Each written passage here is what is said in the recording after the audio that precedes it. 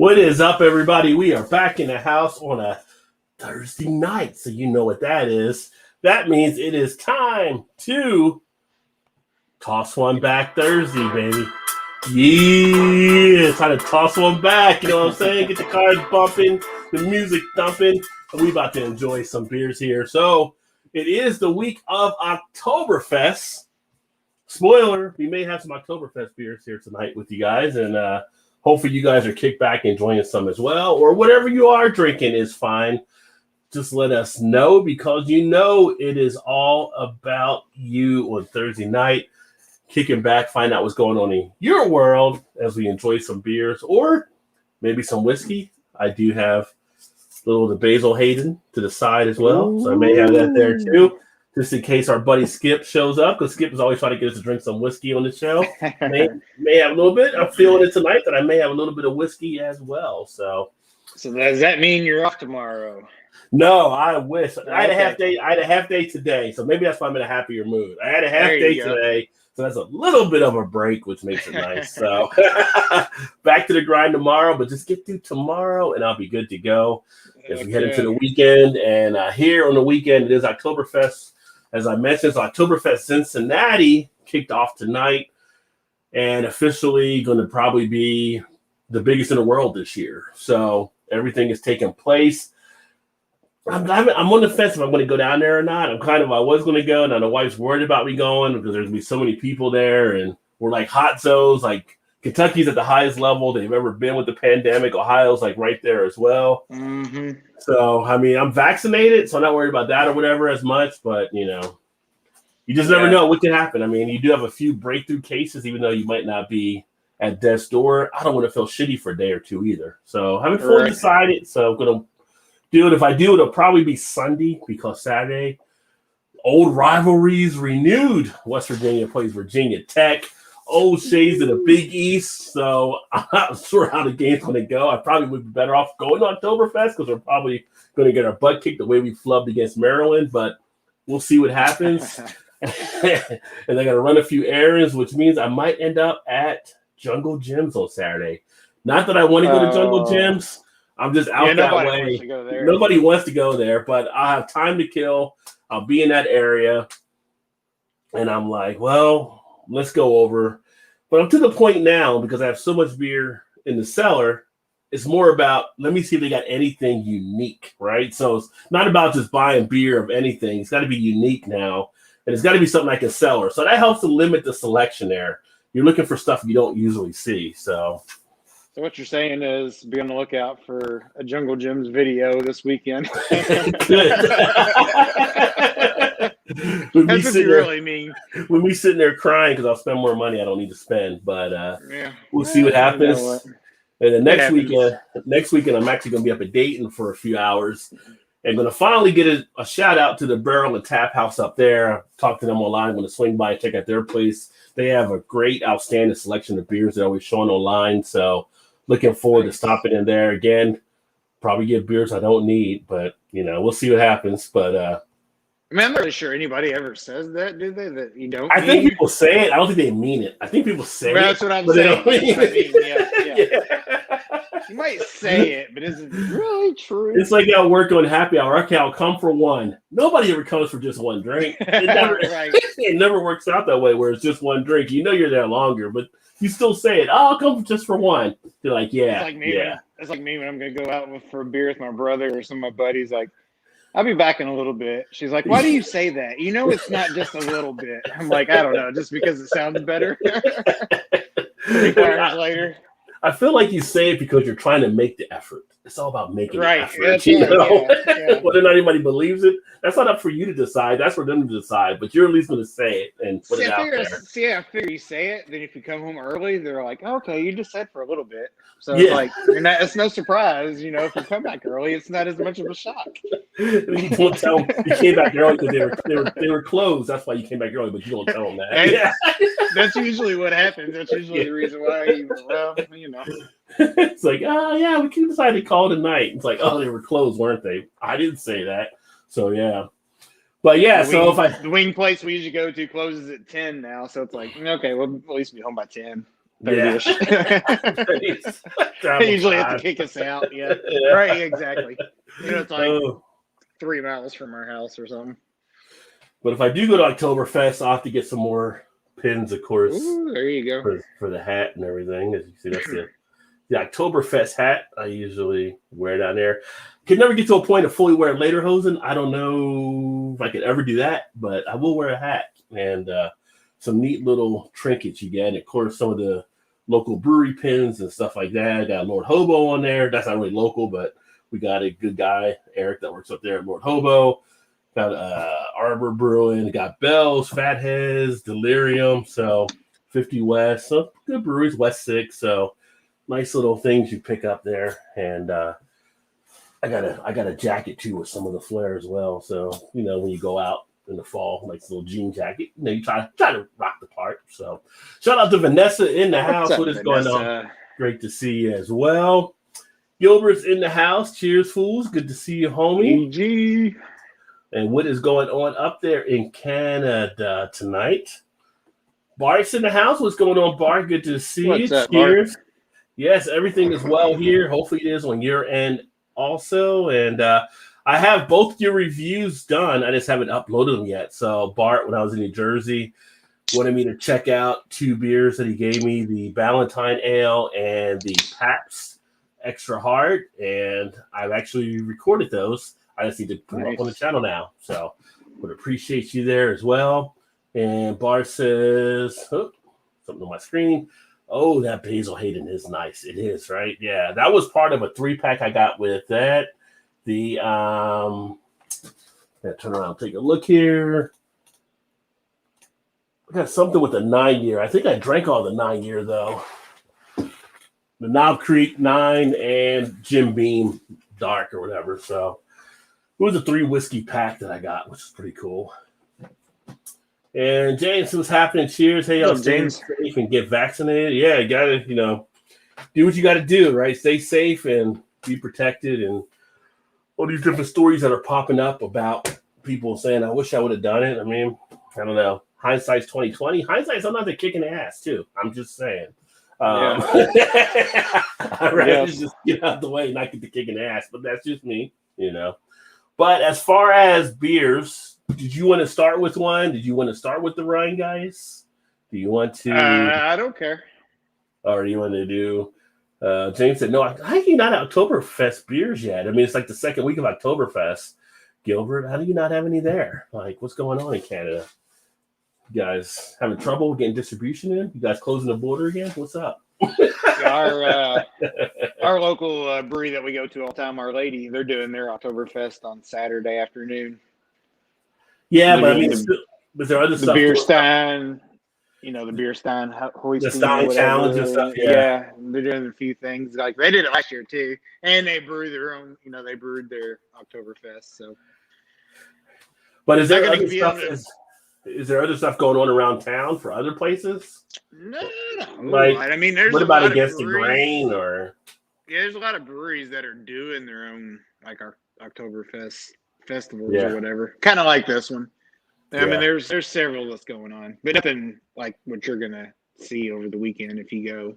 Yeah, I mean, we had Sam Adams do their first thing the Sunday before last Sunday because I was invited to go to that, but I couldn't get down there. And then this past weekend, we had like 10 or 11 breweries with Oktoberfest. Through this week, now tonight we started the whole Cincinnati type thing. So there's a lot of stuff being done there, like 2nd and 3rd Street downtown Cincinnati, by the ballparks and stuff. It's just all close off for the beer and everything. And the wiener races are tomorrow, the wiener dogs. Joey Chestnut, I think, is on Sunday. World's Biggest Chicken Dance, like Saturday. All the festivities are all being set up for everything. But what I haven't seen yet is some of the German breweries we usually get over here, like Weissenfahner and some of them, Einger. So I wonder if they're going to come this year with all the stuff that happened because they canceled it in Munich. So I don't know if they're here or not. I bet they. I'd be surprised if they came. Yeah, because usually when I go, I get like stuff from them, like Keller beers and Schwartz beers and stuff they bring over that we don't usually see here. Which right. Yeah. Yeah, I'd be surprised. Yeah, have to let us know next week or whatever if you do make it out there, and Yeah. kind of curious to see if they do show up or Yeah. have any representation. I guess they could have some representation, but maybe not from traveling from over there. Yeah. Yeah, I'll probably see some stuff later tonight for the news footage or in the morning and stuff, see how the turnout's going. And there'll be some stuff out there I'll share to the Facebook page and to the Twitter page and all that kind of stuff that if people want to check that out. Maybe put some on the community tab here on YouTube as well. But it'll be it's usually a pretty good festive time. A lot of businesses bank on it. There's some businesses, they may make like a third of their profit to Oktoberfest week for the year. Right. Yeah, it's a huge event here. Opening day, I knew one of the bars used to make half their business on opening day alone when the Reds used to be. Damn. Here. Oh yeah. They would get so much business in. So these type of events are huge for the local economy for sure. Let me see here. Jane said, well, I tried to taste all the Chicago Oktoberfest beers when I came up about 10 or 12. You probably got a little fatigued if you went too hard at them, I'm sure. It's kind of like pumpkin. You only go so far for that period of time. You got to give your palate a rest, so to speak. Vanessa says, hey, what's going on, Vanessa? Good to see you again. Vanessa stopped over earlier when I was on the gaming channel doing some things there. Bart said, matter of fact, just had a Pabst Extra with my quite delicious cheesesteak hoagie. I will sleep well. I bet you will. I quickly missed the cheesesteak hoagies from when I came back, Bart. I mean, it was great to be home for that week and be able to get different ones, but I'm going through withdrawal a little bit. I got a Jersey Mike's cheesesteak last weekend. It just wasn't the same. Even though it's Jersey Mike's, it just wasn't the same as getting that South Jersey. I mean, right. Jersey Mike's is out of Point Pleasant, but it's not. It's just we got other stuff closer to Philly that a little different, a little bit more, a little bit different, just a little bit. And kind of missing that. Hitting all the places now, spreading the Delta thick with things open. But other than the border, of course, son, yeah. Yeah, we got places up here. Some of the places are around the country are going to like the show your ID with your vaccination card. Mm-hmm. And just so, because people are just a moment away from the beer. We're in a country now where we have people faking vaccination cards. No, right. And I bet the people that are faking them are the same people that complain about immigrants faking documents. I'm just saying. I bet in the Venn diagram, those people are probably right there in the middle between both. I just feel like that's what they're doing. We've got a big rock fest coming up. It's called Louder in Life. It goes Thursday, Friday, Saturday, and Sunday. So it's a bunch of different, Metallica. Actually, I saw this morning on the news, Snoop Dogg was supposed to be there, but he dropped out today. Mm-hmm. And a bunch of bands. I don't know how many bands total. It's over 100, probably for sure. It's just an all-day event, 4 days straight. But they're requiring you to either have a vaccine card or proof of a negative test within, I think it's 48 or 2 hours of entrance. Yeah. Yeah, you see in places, dude. That's funny. Like I saw in one store, one lady got caught because they misspelled Moderna. Like it's like that's the thing that kind of set off the bells. And they found out she had faked this vaccine card, and it's like really like. But I'm thinking like somebody's capitalizing, making money off of it though. Somebody's out there selling them. But if you're faking stuff with that U.S. I won't say a U.S. logo, but a U.S. patent identifier, whatever it's called. You run into a lot of legal trouble because that's falsifying government information. So that becomes a big, huge thing there. People got anything better to do than that kind of nonsense? Take horse dewormer, I guess, but right? Yeah, true. It's just crazy. I'm going to the big fair down the road in Springfield, Mass. Be careful, Vanessa, because we know you got the underlying conditions and stuff as well. Definitely be careful out there. And, for sure. Where she's at up in Connecticut, I think there's definitely more that probably are kind of protected, but we saw cases up there as well that things are happening. EB's in the house. Cheers, homie. Great to have you, brother. What's up, EB? We were just gaming a little bit over on Warzone. They got the new Iron Trials mode that they have, so we were playing that. Played it earlier when EB told me it came out today. Ended up getting second. I didn't even know it was duos, but I finished like second. Like I got taken out by the winning team, and I was only in there by myself. So yeah. that was a little bit of the relaxation earlier today after I did the Predator game, which I like as well. Which that's free, by the way, if you want to get that, Todd. It's Pretty on, good. it's just on the store. It's better now than when I first got it like months ago. They've actually made it a lot smoother in the gameplay. But you basically go in and do missions kind of as a team, like Arnold Schwarzenegger and then did in the movie. And then you're fighting other rebels and stuff, but then the Predator's somebody else that's trying to hunt both sides as well. So it's kind of interesting. It's kind of fun. Yeah. Kind of mini type missions, or you can do like a 4-on-4 against team deathmatch against the other team. So yeah. Click here by saying hello. Eric, JT, and Bart. It is outside, Biggie Fairgrounds. Yeah, that's a good thing. I mean, a lot of these stuff are being outside as well. It's just they're getting a lot of people outside too. So you see some of the stuff. Like this had the concert here, Billy Joel. It was outside a riverfront, but everybody was shoulder to shoulder. So it's kind of at a point like you're outside, but if you're shoulder to shoulder. Well, yeah, what's the difference? Yeah, so. Oh, we have QR Reader app, give the government an inch an hour. Please stay LOL, son. Yeah, well, they get what they want and stuff when they need to get it. I tell you, it's just what we're in right now. Hopefully we never get to the point. I've always think of that movie Minority Report where they try to start doing some other crazy type shit. But, the government wants access to stuff. They pretty much get it. But government was a big disappointment this week. At least the FBI, I was working and watching part of the coverage of the gymnasts. They went hardcore about the FBI covering up the shit that was happening to them. Oh yeah. I mean, I'm like, damn, that's y'all really screwed up. I mean, so it's like they want people prosecuted and stuff like that, and the Department of Justice didn't even show up. I'm like, what's that all about? Like, how are you not even showing up? So I feel bad for those girls, and I hope they get the justice they deserve there. For sure. I mean, that first girl I told them in 2015, they did nothing. You had other girls that started getting, sexually assaulted after that point. It was just a sad thing to see, Crazy. Yeah. Absolutely not the same, right? You're right, but yeah, I mean, now you got me thinking of cheesesteaks from back up where we're at. Yeah. I can't get out of my head. Hey, let me know, Bart, if you went to that diner yet. I told you about that diner that we took my mom to. Bart was wanting to go because Bart was about an hour from where I lived up there in New Jersey.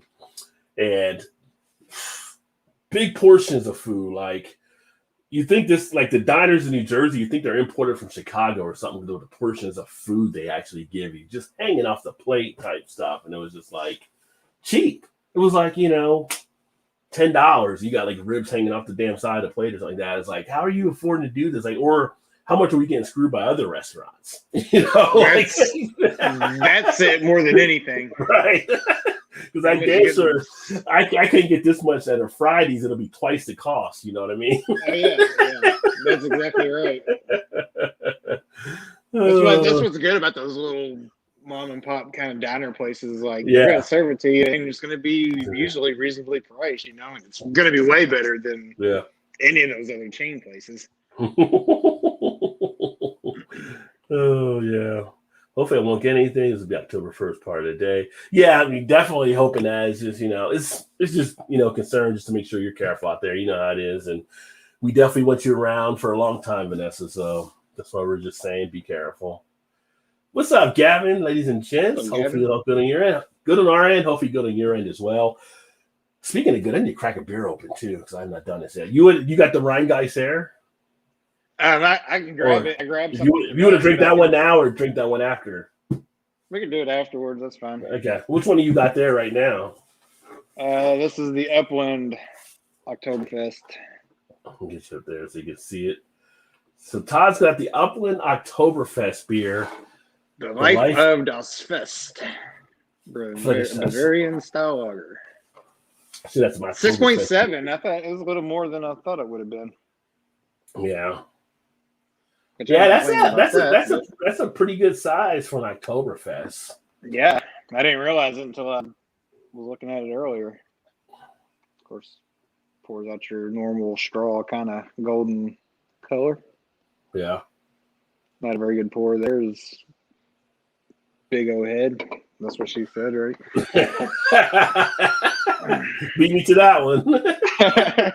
Hey, I had to get there before you did. I knew it was coming. Oh. What about you? What are you cracking open, or are you waiting for me to drink some of this one? So right now, what I'm going to crack open is from Braxton Brewing. It is their October Fuel Oktoberfest lager. So this is their traditional lager they do each year. Braxton, of course, right here out of Northern Kentucky. This one comes in ABV 6%. Oh, there you go. You know, us Americans like to take everything up an extra notch. So 6% That's right. ABV, 20 IBU. Now, I've actually had this. I've done a review on this on the channel before, so you can check that out if you want to see the full review on it. But it's a very nice Oktoberfest beer on the can. Traditional Oktoberfest style lager, brewed with the authentic German. Let's see here. German hops malt toured with can't read the damn can. It's so weird. I don't know how they got the writing on here.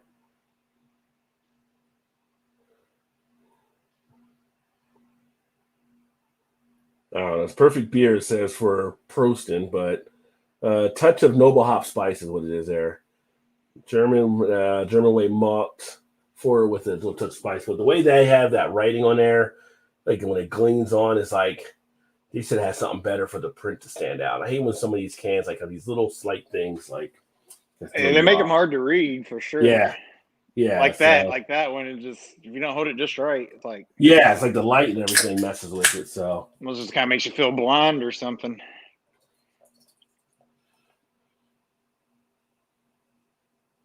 Let's see. When did I have this one last? It's been a while. Nice sweetness from the malts. Shit, I know it ain't been that long. Well, maybe it has. Nice color there. It's got that nice amber color. Nice head. Open up the notes and the aroma. Nice malty sweetness to it. A little bit of that toffee feel in the background, making it so nice. It's that time of year. Still haven't done a pumpkin. So pumpkin will be after Oktoberfest. So don't get it in front. Get it after. This is my second Oktoberfest this year. So earlier we went to dinner, and I had the Mad Tree. It begins with a Z. Where's my phone at? I'll tell you which one I had earlier, which is pretty decent. Ziegler. So I had the Mad Tree Ziegler. Yeah, so that's their Cincinnati Oktoberfest, a nice, decent one there. So this is the second one. My next will be the third one. So now I'm into that Oktoberfest type feel. Now they're going for a little bit of time. So I'll be having some videos to upload there as I picked up some Oktoberfest beers. I will say Marzen is probably one of my top 3 to 5 favorite lager styles. I've gotten into really enjoying that and really enjoying that type of feel of it. So usually I'm more of an ale type person, but I do get into enjoying these, especially around this time of year. Usually when the weather's breaking, although we're having some type of more warmer weather than we're supposed to have right now. So it's not really feeling as much outside like for Oktoberfest, but we will survive. Yeah, I like them drinking this one. It's like I was telling you earlier before we came live, it's not one I normally search after, but when I have them, I like them. Just like I said, like the brown ales. Like I don't dislike them. I just never think to go towards them. So yeah, Oktoberfest beers, I just don't ever pick up that often. I mean, I'll get them sometimes, or I'll drink them if I'm out, but it's just not. Now that I'm sitting this one, I'm like, this is really good. Why don't I pick them up more often? Well, yeah. You know, this time of year, obviously this time of year, but yeah. Why don't I get them more? Yeah, and with brown ales, they're just not done enough. That's why you don't see those around as much. But I think a nice brown ale for sure. Big Daddy's in the house. What's up, BD? He's got a pumpkin in front of him. Got the pumpkin. Have you seen the pumpkin nitro they brought out this year, Big Daddy? By the way, I saw that earlier. like I said, I didn't get any pumpkin yet, but I may pick up the pumpkin nitro here in a couple weeks to give that a look as well. I wish I would have seen that one. I like nitros. Yeah, they're in a can. First time I saw it was like today, but I knew they were coming out with it. It was at our party town that we have it at. But you got like you got Total Wine, you got the other liquor store you go to, but there's Total Wine down there, and plus you have Liquor Barn as well. Is that down in your area? Yeah, we've got Liquor Barn, we've got Total Wine, then we've got there's another one down the road. It's kind of, which I think maybe Liquor Barn might have bought them, but it's dang, the name of the actual Evergreen Liquors is the name of it. But I think maybe Liquor Barn or some affiliate of Liquor Barn bought them out, but they still go by the same name, so it's not like a Party Source or so. I don't know if there's any Party Sources around here. I'm thinking there might be. No, the Party Source is only one that they have here. Is that the only one? That's the only one they have. Yeah. But it's funny you mentioned Liquor Barn by now, because Liquor Barn I bought out Depths. I don't know if I told you that a while back. So they own Depths. Oh yeah. Yeah. So they're buying some of these other stores that are these little areas, I guess. So I don't really go to Total Wine too much because I don't know. There's something for all the stuff you can get anyway. I just get at their local liquor stores. I'd rather just get them there. Like, they don't normally carry anything that you can't get at the other ones around here. So, of course, I get them. I go down the street from work to get the Kentucky distribution, because they do get some things that I can't get on this side. Albeit it's not that much anymore. I used to only be able to get High Wire over there, but we get High Wire here now too. So it's. I got High Wire in Louisville also with the brewery there, which they are doing their own Oktoberfest. I don't know. I think it's Saturday. I'm thinking it's Saturday. They're having one there. Okay. I would figure they probably would as well. And I think Kinsey does actually work there now, because I've seen some more stuff with her on Instagram. So I guess she changed ships to work over there, unless she's working at both still. I have to see what a picture of her looks like. But Gilbert's drinking a Great Lakes Karma Citra IPA and Wild Turkey 101. And for those watching, Gilbert's in Canada. There's a separate Great Lakes in Canada, not related to the one we have in the States, but that's the one he's actually enjoying.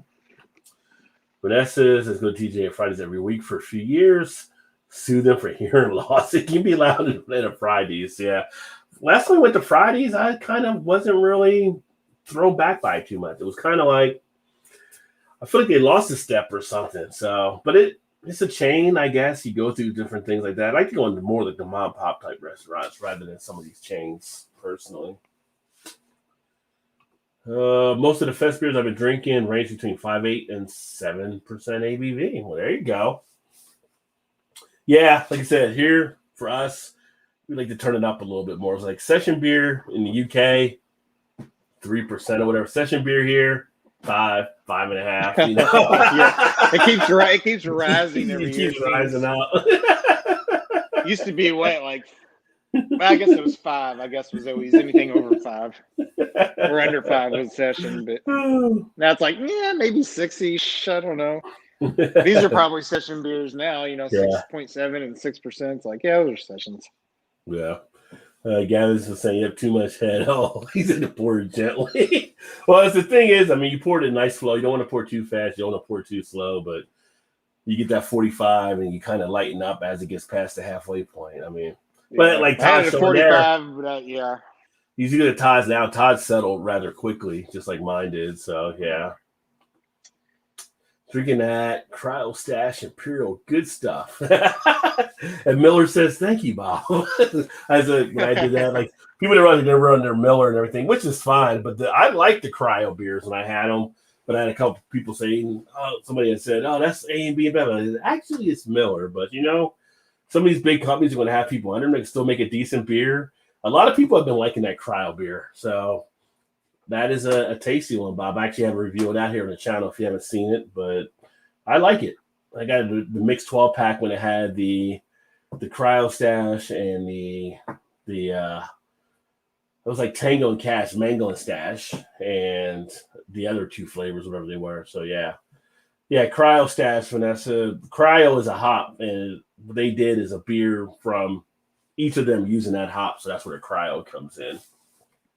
Has a waste of space for more beer. Not necessarily, because you want the head, because the head releases the gases, so you're not bloated. Releases also the protein stuff, and it opens up the flavor and aroma. Right. So Yeah. And in fact, I mean, some beers they're going to be a little more heady. Like overseas, as you research and you read some of this stuff there, it's like there's some places where they'll pour it right down the middle. They'll let it settle, then they'll pour again. They'll let it settle, they'll pour again. And it could be like, a minute or so pour, but it's all in how it's done. So, malty sweetness for sure. Yeah, that's what you get with this style. Yeah, no, I just don't like spice anything. You're not alone. You're not alone in that. I know a lot of people that don't like the pumpkin feel, but I know some people that go crazy as soon as they see Starbucks put out pumpkin chai, whatever it is. They're on board. They love their pumpkin, and be wrapped around the building, waiting. Yeah, people all of a sudden turns into like a Chick-fil-A line waiting for their coffee. It does. But it's like I knew people as soon as the end of July came, people were happy that pumpkin was back out there. So, it's kind of like, I used to be like, how can you drink pumpkin like that? But I drink stouts all year long. I know some people don't drink stouts until it's winter. So it's to what you like and what you handle, I guess. Thick, creamy heads are a plus. Exactly. Yeah, definitely. It's all in the thing. And if you look at how different things are poured, you don't want to, you pour with too big of a head, you can't take the carbonation out of a beer as well. So you have to be careful of how you want to do that. Some of like the nitro type stuff, you pour hard because it's got that creamy base. You don't have to worry about that really as much. But, I hate when people try to squeeze it all into the glass. Like at a place, like we went to dinner months ago, me and one of my friends that came down, and the first beer they gave me had no head on it. And it was like I had to ask for head on the next one that came out. I was like, you want to have at least like an inch of head there, when you're serving it, so that you do have that feel of everything. Because you look at it, your first thing it tastes is your visual, and then it's your nose, the aroma, and then it's that taste. So when you have that head on there, it's bringing out that aroma. Define pumpkin spice. Well, you had nutmeg. Nutmeg would be like a pumpkin type spice. Mm-hmm. Cinnamon-ish, some of it. Yeah. It's almost like obscenity. Kind of an allspice. Can't fully put it into words, but I know when I see it. I know when I taste it. But allspice would be another one like that. Yeah. But you think of having a pumpkin pie and the spices that come out from that, those are the kind of things you get. Maybe a little vanilla in some of them, a little bit maybe. Yeah. It just depends. I mean, they do so many things. I think for me, when you was talking about that, like, I don't really associate stouts with a particular season. Now, I don't, if I'm sitting outside in 200 degrees, I would prefer not to drink a stout, but I will. I'm not going to turn it down. Just because they're thicker or whatever, always, which I think is why they always, everybody always associates it with it being cold. I guess maybe like chili or something. You want something kind of thick or whatever feeling, I guess, for the winter time. But for me, for the Oktoberfest and stuff, pumpkin beer, whatever, I automatically just think pumpkin. Like if you didn't call it that, I probably wouldn't have a problem drinking it year round. But you're specifically saying not necessarily Oktoberfest. They're not saying pumpkin beer, but it's the time of year it comes out. So you just instantly, for me, I always just imagine I start thinking about Thanksgiving or Halloween or something, which automatically is in the fall or early winter or whatever. It's that association because right, yeah. When you're having it, when you think about it at that time of year when it's like October, like you have the pumpkins. I guess maybe you have that feel in the air because of the pumpkins that people are putting out at the houses, or you think of the hay rides, some of the bonfire time. It just brings back different things you associate with that time of year, I believe. And that's why I kind of feel like for me, I have it more out to October. It was like when we went to the Beer Fest a couple months ago. They had an Oktoberfest on tap, and I'm like, I'm not drinking that. I refused to drink an Oktoberfest pumpkin. I don't even remember what it was now. It might have been, I don't even know if it might have been Sam Adams or. What is that, leftover from last season? Not sure. I know, right? That's kind of what I was saying. When it's 95 degrees out here, I'm not drinking what you associate as a fall beer in the middle of summertime. Yeah. Like that can't be something current. That had to be last year's. Why would you have it right now? Yeah. The guy goes, well, each his own. I'm like, yeah, and you can keep it because I'm not drinking any of it. So. Yeah. Let's see here.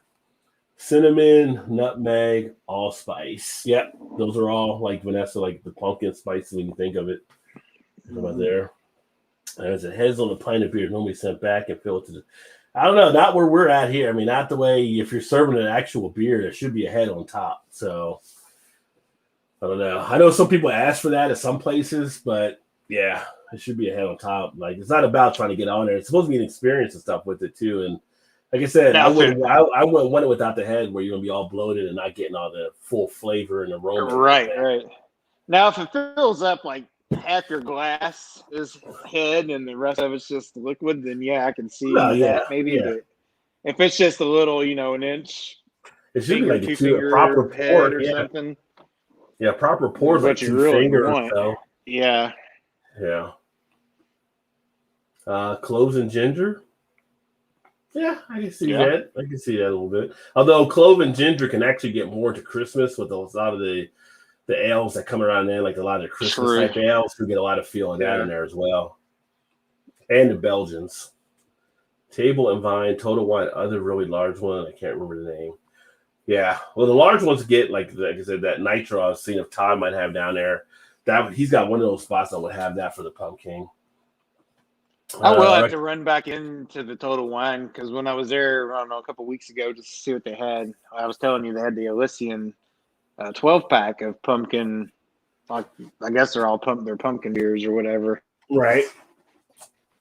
They had 4 different ones, 3 of each 4 different ones.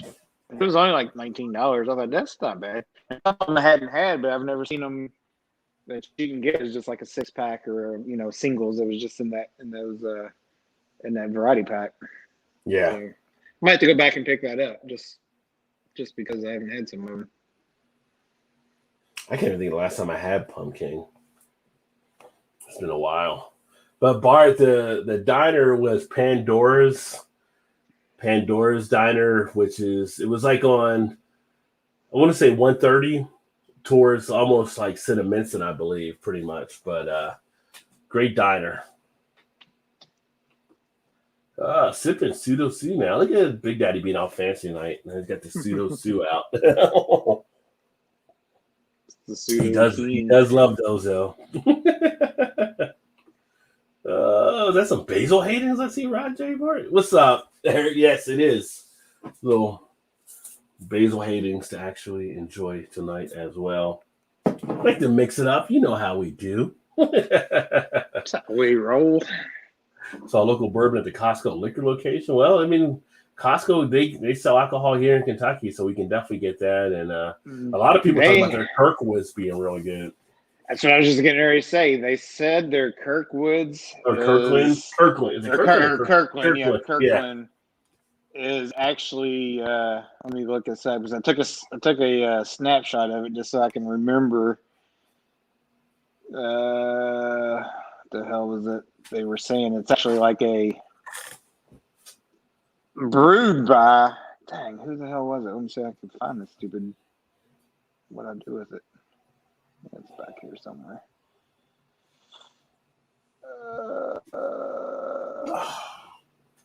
Damn it. Well, it wasn't that far ago. Hell, I don't know where to go. I took a screenshot so I could remember it. Now I can't fucking find it. Is that it? Nope, that's not it. I was going to say it was like it was a big, well-known bourbon that you wouldn't think, but it's like you can buy it for like, I don't know, $19.99 or something like that. Yeah, that's kind of like what happened at Trader Joe's and some of their beers and some of the brewers that make some of their stuff. Why am I not seeing it now? I don't know what I did. And their whiskey. Trader Joe's actually has whiskey and stuff too. I haven't picked up any, but that's another thing I saw here the other day. It's like, what? And it was like Costco. It was like $15.99 for this bottle. It was like I wonder who makes that one. I'll have to look at it maybe this weekend. Let me see.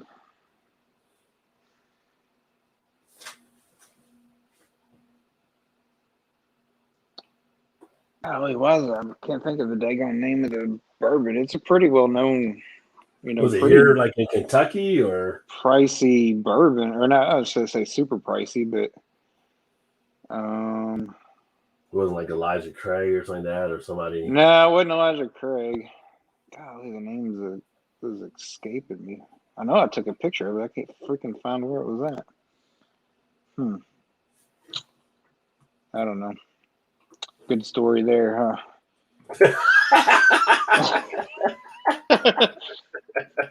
Talking about it, and I can't even freaking find it. Was it Crown Royal? No, it's not Crown. No, it's better than that.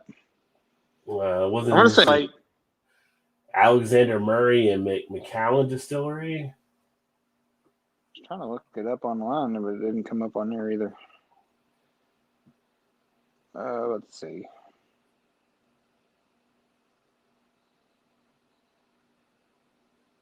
Looking online to see if I saw.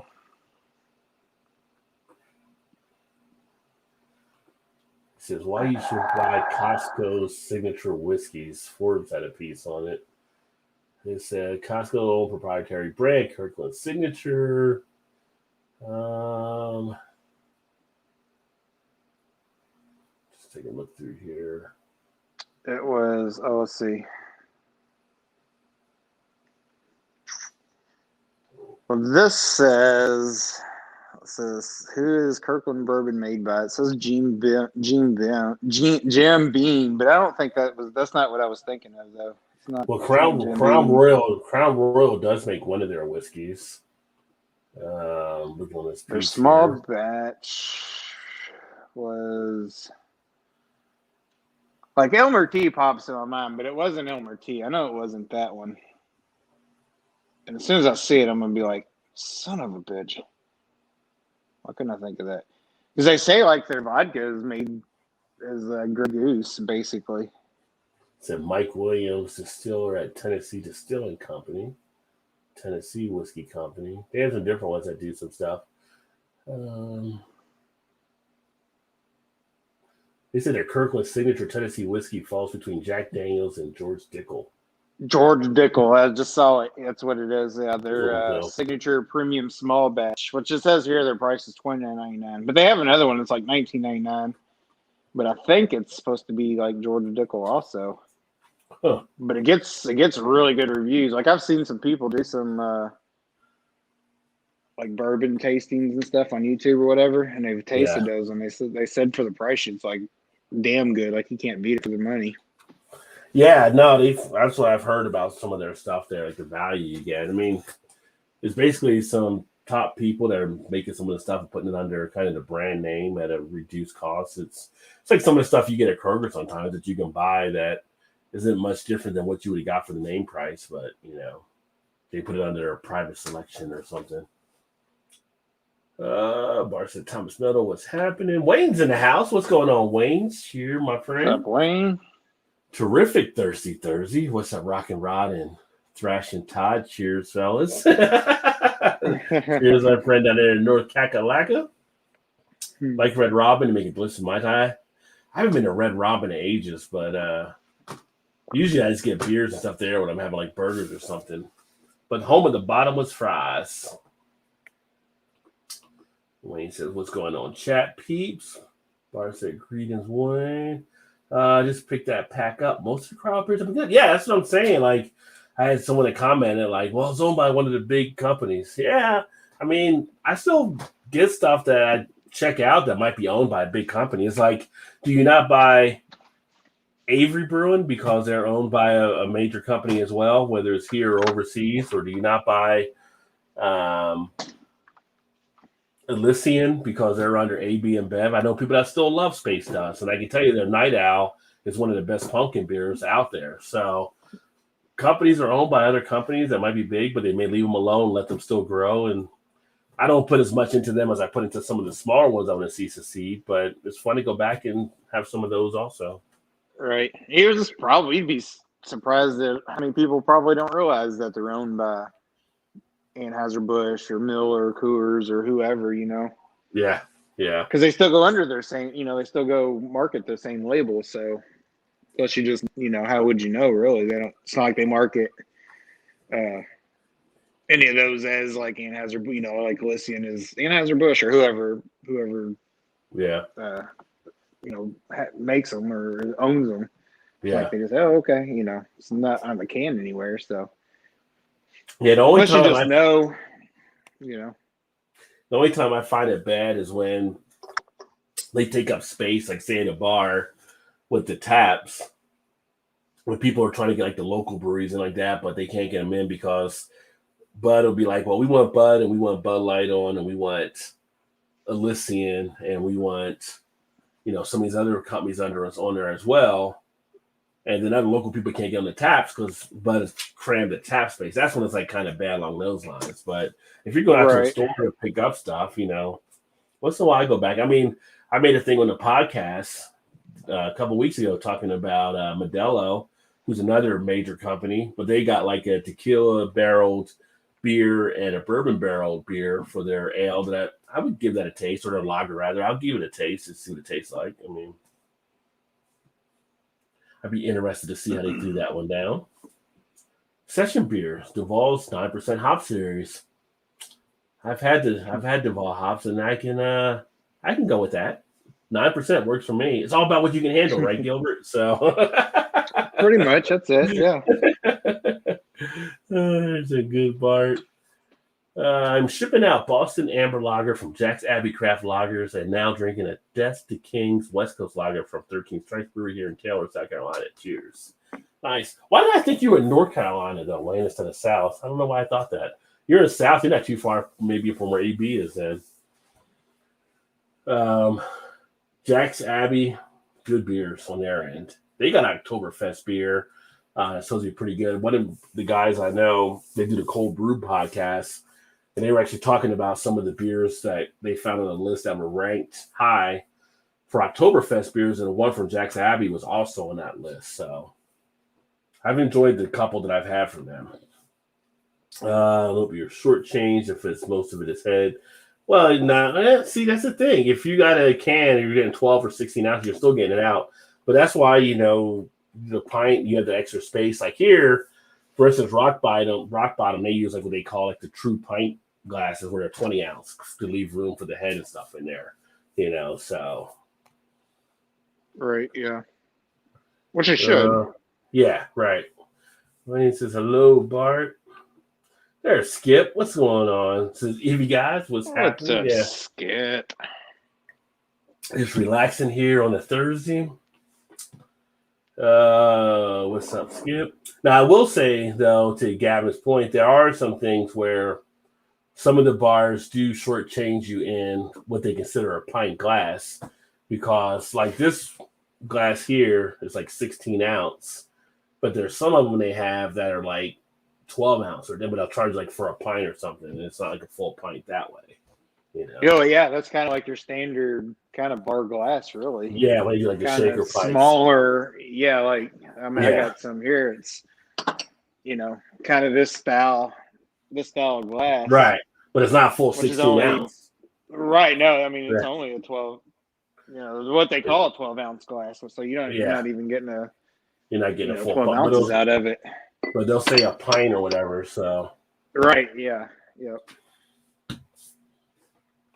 The old ham pulls during the import craze age. You wait 8 minutes per order. Yeah, back in the day. Yeah, or even I guess overseas in some spots. I haven't been overseas, but from stuff I read, like in some of these, it's kind of cool. Like some of these villages, like small towns they have overseas, where it's like the local pub, and they'll talk about, you go in there, you get a beer or whatever, and it may take a couple minutes before you get your beer because of the way they pour and the way they let it settle, and they kind of do it that way to build up everything. And then they have like cards, like the Brazilian steakhouses where you flip over if you want meat or not. Well, they have like cards, I guess, there. If you flip it over, you tell them to stop serving you beer or not, because they'll be like, they don't tell them quick enough, their glass will be filled up again. I was like, oh darn, I got to drink more. So Yeah. Shoot. I meant to flip that over. I hate when that happens. Stouts around the fire pit bench links. Now that sounds relaxing, Vanessa. Stouts around the fire pit that'd be a nice little title for a show. Oh, let me see here. Flavor and smell kind of goes on the back foot. Will it get me pissed? Well, I enjoy my beer. I want that aroma. I want that flavor. So, but some people want to get hammered, which is fine too. It's all about what your goals are. Pumpkin beers for me are close to Halloween. Exactly. Like I said, I probably want to get into pumpkin beers the second or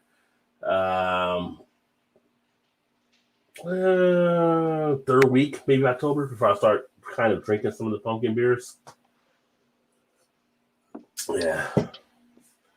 Let's see. Like wine tasting? No, I would say not, because wine tasting is a different type of skill you do there on how you swish it around and do stuff, different things along those lines. But if you're tasting beer for the flavor and aroma and all kind of stuff, it's definitely a different thing. You're not just going to sit there and chug the beer. If you want to enjoy it, to have that experience. The only thing I drank tonight was a 1.5 of Talisker 10 single malt Scotch whiskey. Got smoking salty brine going on. Real nice dram. Very nice. That sounds to be like a nice one. I need to get some more whiskeys at some point. I think I'm going to be out of here pretty soon. And we got old Dolly in the house. He's back. Oh, what's up, Dolly? Hello, Luscious. Hello, Dolly. Like somebody's probably singing that in their head now because you put Hello, Dolly out there.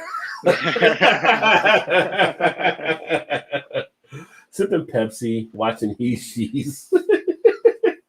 Oh, what happened to your Nestle Quick? Why aren't you sipping on that, Dolly? Yeah, I figured it'd be the strawberry Quick. Turn your back on Quick. I think Dolly said last week she tried some Southern Comfort, which was smooth. Drinking iced tea, nice sweats, and hot flashes. Or getting fish after midnight. I need snow to cool off. Well, you'll be getting snow pretty soon, right? Because it doesn't take too long to start getting up to the Northeast. The upper Northeast. Hello, sidekick. What's up, Dolly? Kirkland bourbon is Barton, Gilbert said. Might get a small bottle of Southern Comfort, but then I don't want to end up like... Which one are you pointing at there? Because right now it's pointing up to Todd's. The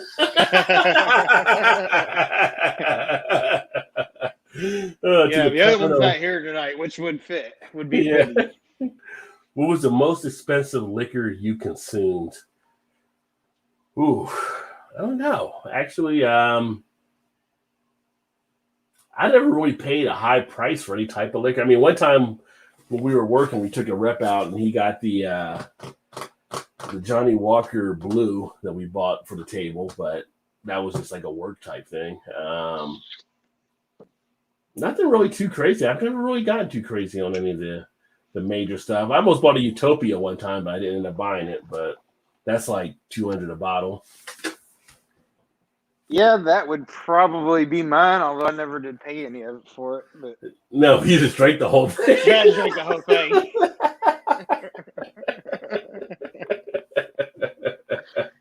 Yeah, I mean, that's what we're supposed to do, right? It's not a very big bottle. Yeah. From what I remember. Coconut rum is what made me throw up the first. Ooh, coconut. Really? Coconut rum? Was it like you had other stuff, Gavin, you were drinking, and maybe the rum just was that was the breaking point, the straw that broke the horse's back, or was it something you started out with and it was just bad? I think the last thing that made me throw up outside of drinking too much, I don't know if I've had any alcohol that actually has made me directly, I can attribute to it outside of it being just went way past more than I should have drank, like, at a frat party or something like that, or where you had too much in an event. Now, well, one time I drank, like, I was on Vicodin and forgot I was on Vicodin because I had, like, gotten over, like, a shoulder injury, and I was still taking some here and there, and I didn't think about it. We had a Christmas party one year, and Long Island iced teas, a good amount of them with Vicodin still in your bloodstream. Not a good idea. Just going to put that out there on the table. And other stuff, like my boss, she's like, you drank way more than this. I've seen you drink way more than this. And you're like, why are you so loopy? You're like, I have no idea. Whatever. I was like, I don't know. But I forgot I had still been taking some of that Vicodin. That was not good. Oops. Yeah. Now you can take Vicodin and drink a little and be in a nice, good spot. It's just if you go overboard too much. There's a point of no return if you do it as well. So I would have to say my other one would be Pappy. It'd be between that and Utopus. But I didn't buy either one, so do what? No. I mean, I was talking like the most expensive. Oh, I was tossed between that and Pappy, which I didn't. Pappy, I didn't. I just had some drinks out of a whole bottle. I mean, it was my friends, but got to get some anyway, and didn't have to pay for that either. So, out of my pocket, no, that's not the most expensive. But the most expensive, yes, but out of my pocket, no. Yeah, like I've had higher price stuff, like at work event stuff, but I don't think I can't think of anything I really paid a lot for. Plus, home of the Rod J deal, so it's kind of like, I'm always finding good stuff, it seems. So yeah. But to get back to the other point of taking it just a little too far, probably tequila for me. Ugh. Yeah, tequila is one. Yeah. I've had episodes of that when I was younger, back in college, up to like everything was fine till tequila showed up knocking at the door, and then all hell broke loose. Like, all right, here we go. Tequila knocking on the door. Rum is like, who let him in?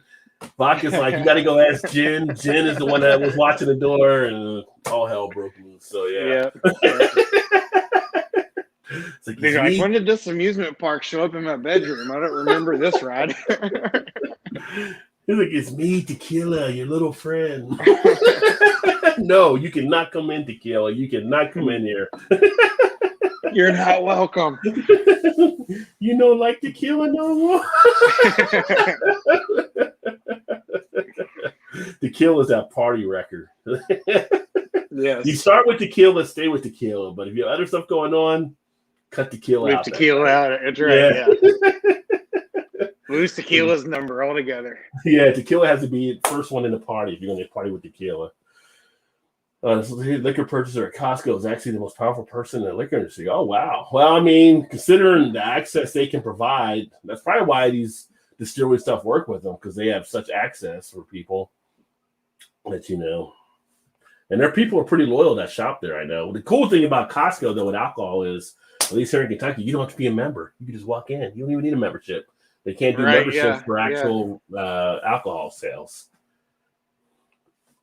Yes, it's on the outside in its own little compartment or whatever department there. Jim Beam American Stillhouse, Costco, so Jim Beam is there as well. Hey, but that's how you doing tonight.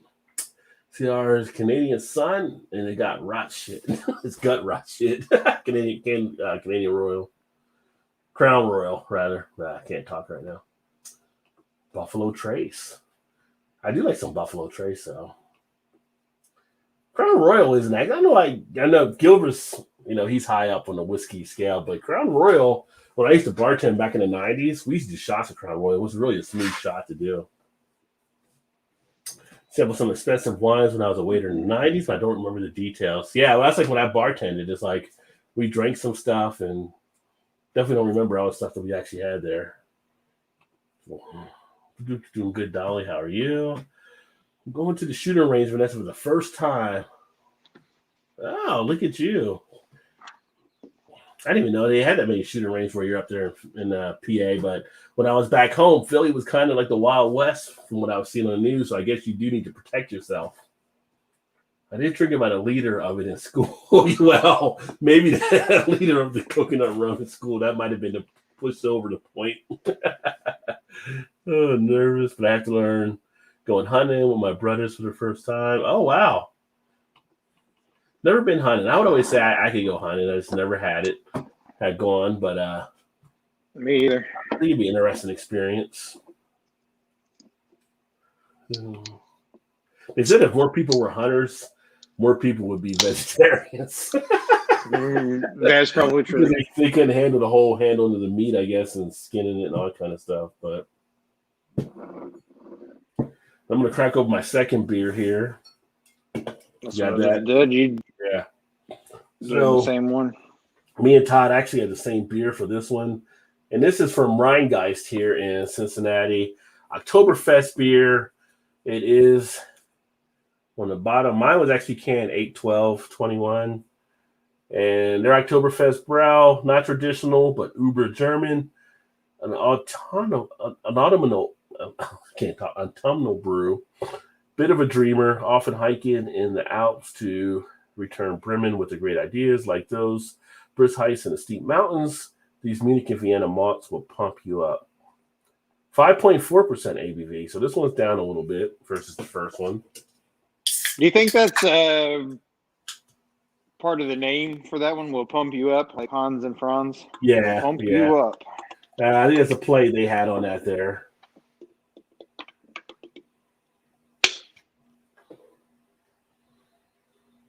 Will pump you up. That was always a good skit. So again, nice amber color, nice carbonation, got nice bubble action taking place. Yeah, same here.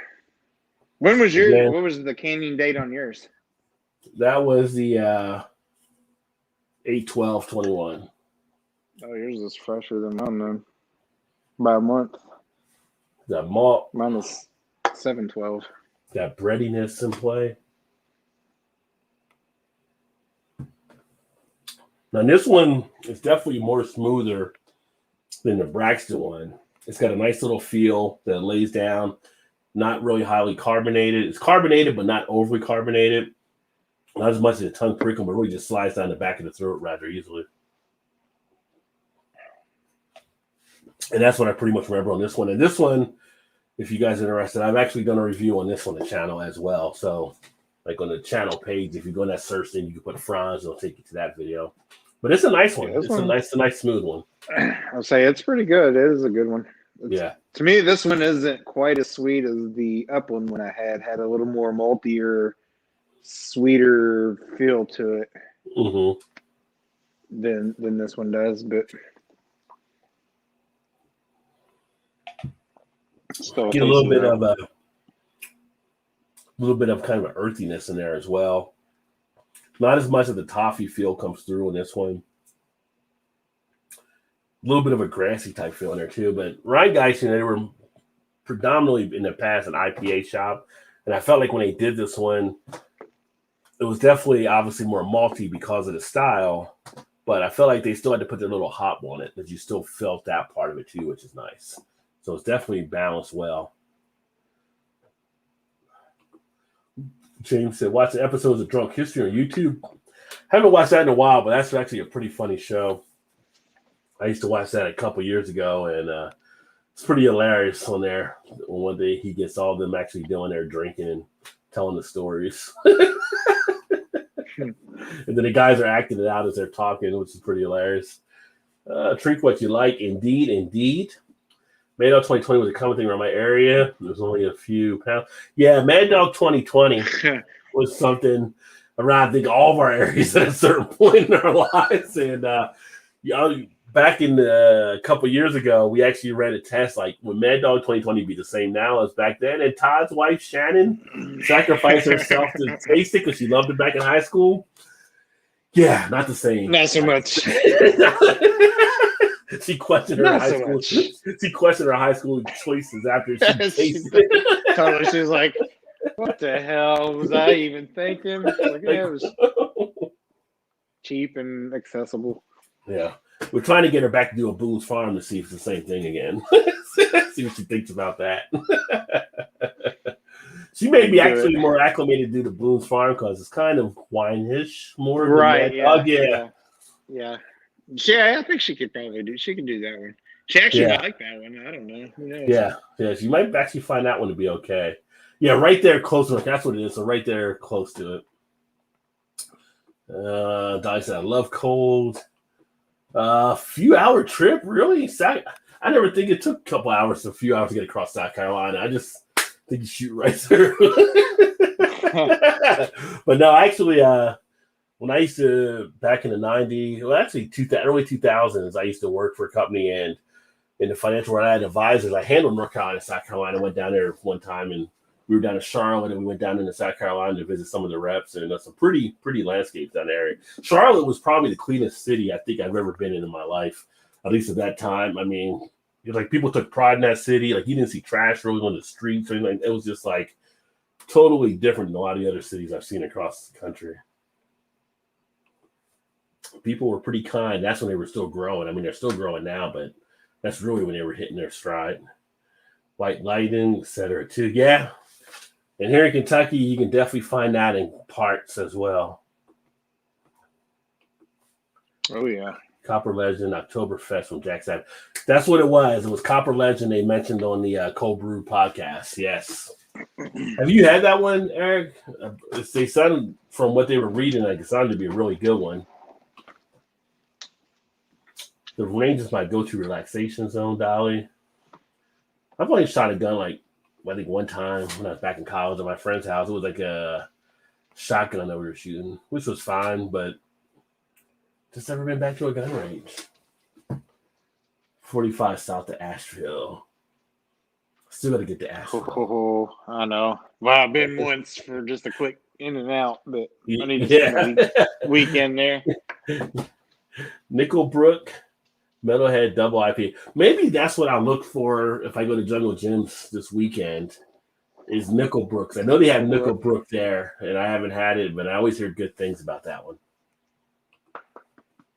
The other one too, Hardy. I've never had the Hardy beers either. That's another one that's pretty popular.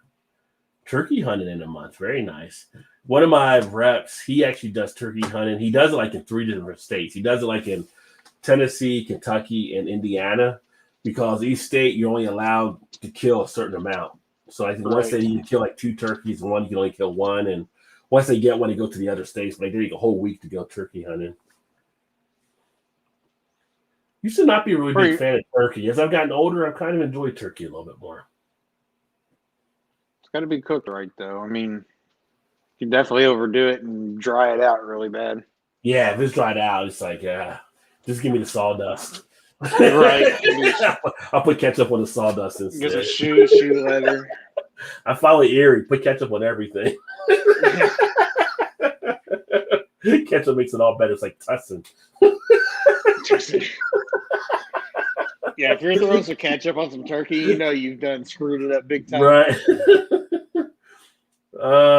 James said he had a Copper Legend beer when he was in Maine last. How did you like it, James? Plenty of wild turkey here in South Jersey. Yeah. Did I really say 1.5? Oh, well, how many ounces of scotch did I have? Well, that can happen, right? Yeah, it's funny. Bart mentioned the wild turkey. Bart said, damn. Talking about the wild turkey. But like, yeah, we were in New Jersey, like the wife, she was like, didn't realize we had so much of the different vegetable stuff because we were like eating in different places. She's like, oh, it's so fresh and stuff. I was like, well, we have a lot of agriculture around New Jersey, and she just didn't really realize that before, thinking, she's been in New Jersey, but you just don't maybe think of farms as much, even though she's been like the Rutgers and see what they did there. She didn't realize how much it kicked throughout the state on stuff, but like these Jersey tomatoes, Jersey corn had like a special sweetness to them and everything. So getting homesick, hungry again. Want some of that cheesesteak again? Yeah. Jersey pizza. EB said Crown Royal XR. I've never had that one. I haven't either. Most expensive liquor I ever had when I was in Gentleman's Club. Yeah, that's probably the most expensive, right? Right. Yeah. I will say like beers. I'm trying to think like beer wise. You spend like $20, $25 on some of the bourbon counties, possibly, that are like these 16-ounce bottles. But at the same point, you could spend $20 on a Epic Big Bad Baptist, and it's 22 ounce or something like that. So, are they going to cost per ounce or just cost total? Let's see. Mine, well, I don't know what mine XR is nice.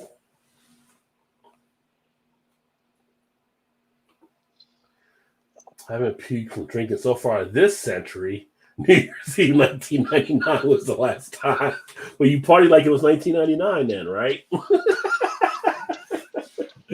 James literally partied like it was 1999. Girls, my favorite wing joint, the Cricket Uncle pour my Lagunitas IPA in the Coors Light stage. Stange. The glass is a solid pint. The Stange. Lagunitas IPA. I would say probably beer-wise would have been the Black Damnation Blackberry Albert, which was a Russian Imperial Stout. Shannon bought it for me for, I don't know if she just bought it just because, but it was like $45 for the bottle. Oh, really? Go on. Yeah, how big was the bottle? It was, I can't remember how many ounces it was, but it was a good, I mean, it was like 22 probably, or a Magnum or something? No, it was bigger than 22 for sure. It was a good sized bottle. Yeah. But still, she's like, well, I knew you would never buy that for yourself. I'm like, no, I would never pay $45 for that. But it was damn good, though. It was good. Well, I posted that post on the beer facts on the community tab at Tutankhamun Beer or whatever. I would buy that to check it out just because of the historical aspect of it. Apparently dogs went in, dogs went out.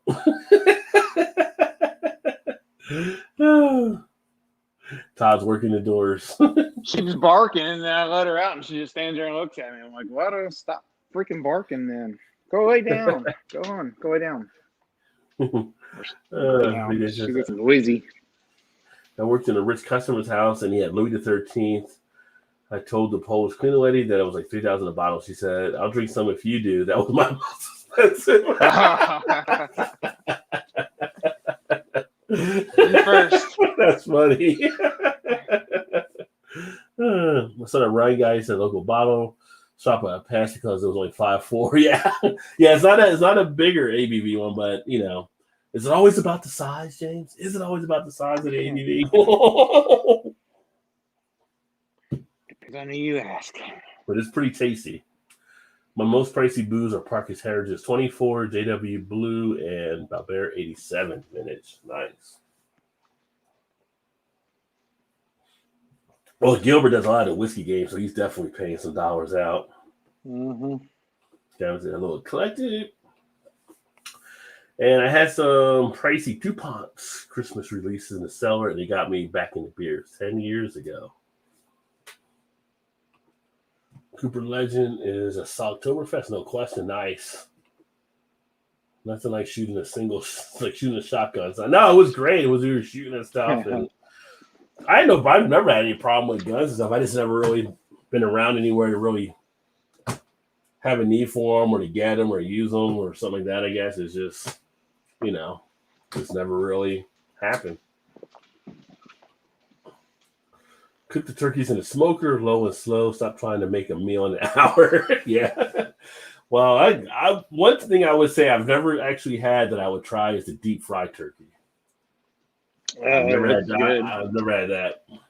Shannon's brother, up until a couple of years ago, so I always did a turkey, and he would bring one also. He would deep fry them for a while, but now he's got some sort of infrared type cooker or something that he loves, and so he brings that instead now, which is really good too. It's different profile for sure, flavoring. You know, he always usually kind of does it like Cajun style. That's really good, but deep fried is really good. But I've always wanted to do.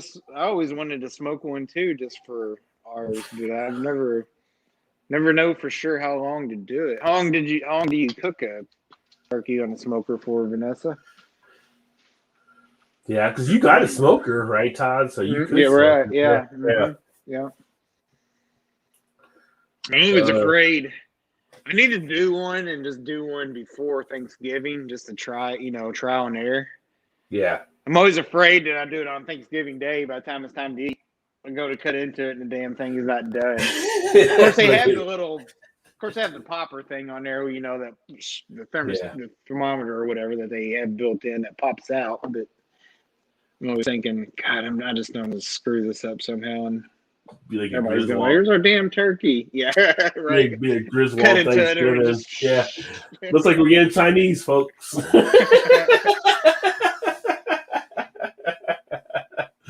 Oh, wild turkey. Yeah, I haven't had wild turkey in a while, but I never had a problem with wild turkey. I mean, different whiskey drinkers will tell you different things, I'm sure, on it, but it is what it is. Copper Legend was delicious. Had their golden lager too. The brewery makes good lagers. Yeah, that's all they do is lagers at that brewery, and that was, I think, on the list they were looking at, which I'm going to actually go through a list of here of Oktoberfest beers in a second, but it was one of, I think, number 3 or something on the list they had that they saw. See turkeys everywhere. The turkey season, they know, they go into hiding.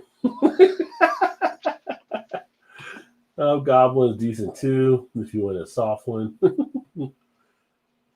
And too many lifesaver meds to get drunk. I do not need to push down one. You do not, Vanessa. You do not. So you got to know your level. Prefer wild geese over turkeys. Wait, are we still talking turkeys or are we talking alcohol turkeys? Vanessa, from how far do you shoot? A couple ranges near me, 20 miles and 40 miles away. And elderberry wine is kind of decent, but you can make booze out of any fermentation. Yeah, I've actually heard about elderberry, and I would definitely give that a try. We don't really see it as much here. I think that's definitely more for definitely overseas and everything, but it always sounded pretty interesting. Llama Farm, 52 miles west. I don't think I could kill a living creature. I'm starting with bottles. Yeah, I mean, but you do eat meat. So if you eat meat, somebody's got to kill the animal. Yeah, was living at one time. Yeah. Oldest gun I bought is 1982 in the fall. What kind of gun, Vanessa? I had to harvest for my deep freeze. Yeah. Like if you're hunting, like with Vanessa, you're hunting for the need to hunt. Like I'm not a big fan of those that do the sports hunting. Like they go over and shoot giraffes or rhinoceros or elephants for their tusks. Like that's not the kind of, I'm not a fan of that kind of hunting, but if you're doing it just for trophies. And elderberry wine sounds right. Nice. Dolly, you be lit on some elderberry wine. Oh. Yeah. Shoppers. That would be funny to see. In Dove, south of Algonquin Park. Yeah. I was one time, we went to California and we were out in Oakland. We were in college. And for some reason, I got in a BB gun or whatever, and I was shooting a BB gun at, it was like a pigeon up in the tree or whatever, just kind of shooting toward, and the pigeon came down and attacked me. I was like, got in the house, like, don't mess with this thing, You never see a pigeon come actually try to attack you. So I having flashbacks from the Birds movie. You're like, I know how this one ends. Go away. He's gonna go get some friends. We're gonna be surrounded. Nope, I'm done. First handgun I purchased was with my issue sidearm as a health inspector, the SW 629 44 Magnum. That'll stop somebody. Love my Nestle Quick, but switched to chocolate. Loving my life now. Well, you had Nestle Chocolate Quick, or were you doing a Strawberry Quick? I thought she was doing strawberry for a while. Yeah, that's right. More strawberry than chocolate. As a kid, that was my jam. Like I liked Strawberry Quick back in the day. Geese and Dr. See, I never really drank strawberry. Yeah, I drank strawberry over chocolate. Really? Like when they did the old tin can, to pop the lid off the tin can type thing or whatever. Oh yeah. Put it into the milk and stir it. Yeah, I used to love some of that strawberry milk back then. It's like chocolate. You got no strawberry? Why we got chocolate out now? Quail and the margin very tasty, little bit tasty. Quail, I would actually try some quail. I like Cornish hens too. Wild turkey bourbon is actually better. Wild turkey. Well, no sport hunting, no sport fishing. You harvest what you take or don't take. I agree. That's how it should be. And that's how it's called. Taste. I've had duck, too fatty for me. I've had duck before too. A little bit different. Definitely the wild game feel with it. Yeah, definitely. I guess because it is fatty, more greasy for sure. That's what it was, a greasy type effect with it. Mm-hmm. 303 or 22 above to most is overkill. Dark chocolate dolly. The duck fat, if you roast oil and rack, melts off the duck. But if you can get the duck fat and you make fries in the duck fat like some of the restaurants do, that works magnificently. People love duck fat fries. Yes.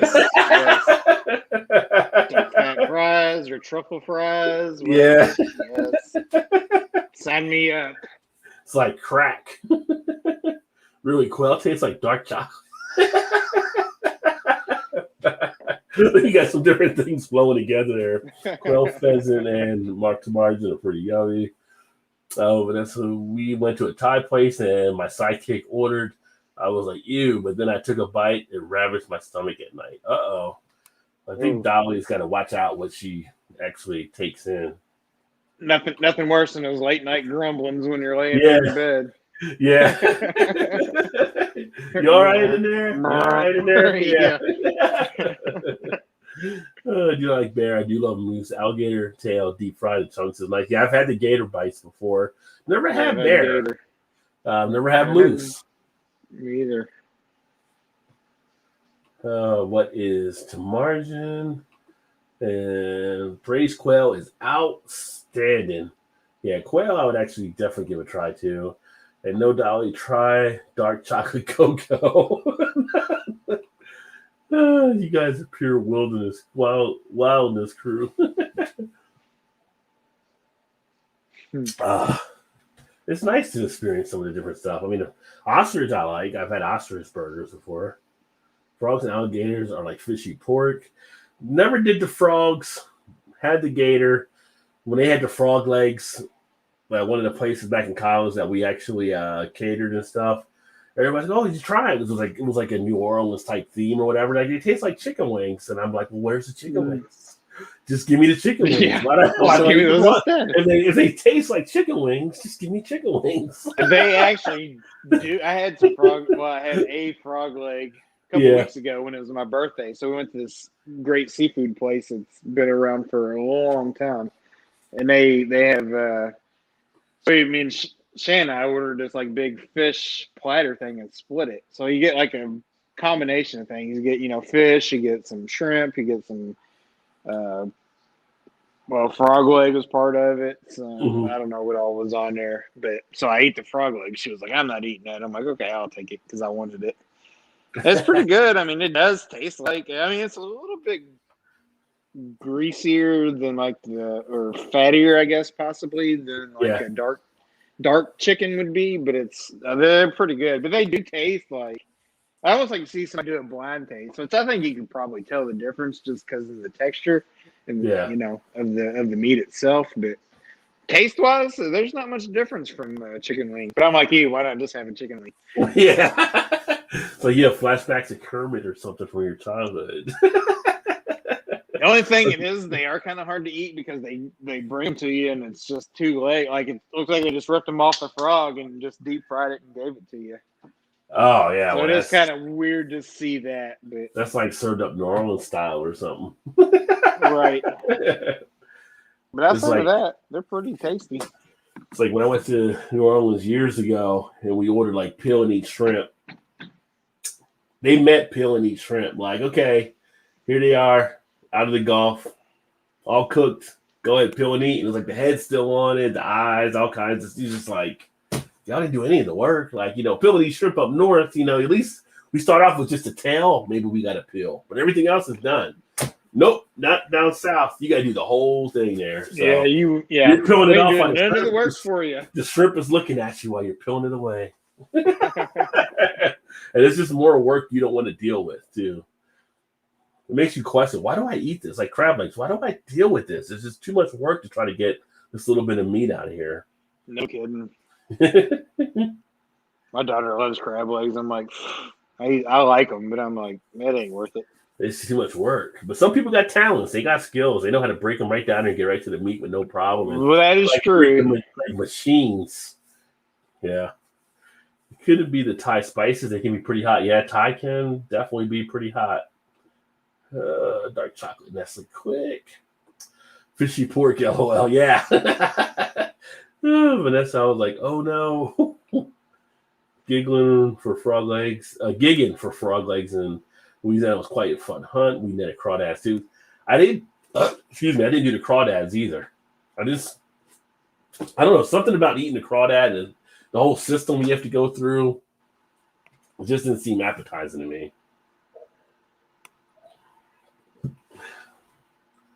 And then Dolly says I was dying. It was that bad, Dolly. Easy cooking off the water. Foul fat just scored the skin. A roast duck with veggies and a rice-based stuffing. Ooh. What kind of veggies you make with it? Like, probably would say broccoli, which I cannot do broccoli, but like zucchini, I would do zucchini with it. Sure, it tastes amazing, Vanessa. And I hate fish except salmon. Does it keep the duck? Shannon's the other way. She loves fish, but she doesn't care for salmon. Really? Does she like swordfish or anything, or tuna? I don't know that she's ever had swordfish. I don't really know about tuna either. Yeah. It's like keep the duck and geese. Oh, you're beeping? That's yeah. I was like, oh, she's microwaving something. Okay. Like, yeah. It's gonna be like something scanner across my TV. North Korea just lost a missile towards the U.S. Right, yeah. Yes, I keep the duck and geese up on the rack so they drain. The juices make a gravy. Ooh, duck gravy. I bet that is pretty nice with that fat running through the potatoes or something. Nothing like a walleye in the eye and kind of fillets. What you looking at, walleye? Like some of the places, like when we went down to the Caribbean, they'd have the different dinner type stuff, and you guys probably saw like in Jamaica or something like.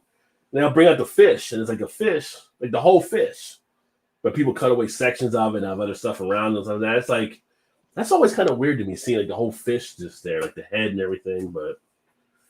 You go to a pig roast, like the pig head is whatever, they're doing it over the spit or whatever, and it's just like, look away, pig, look away.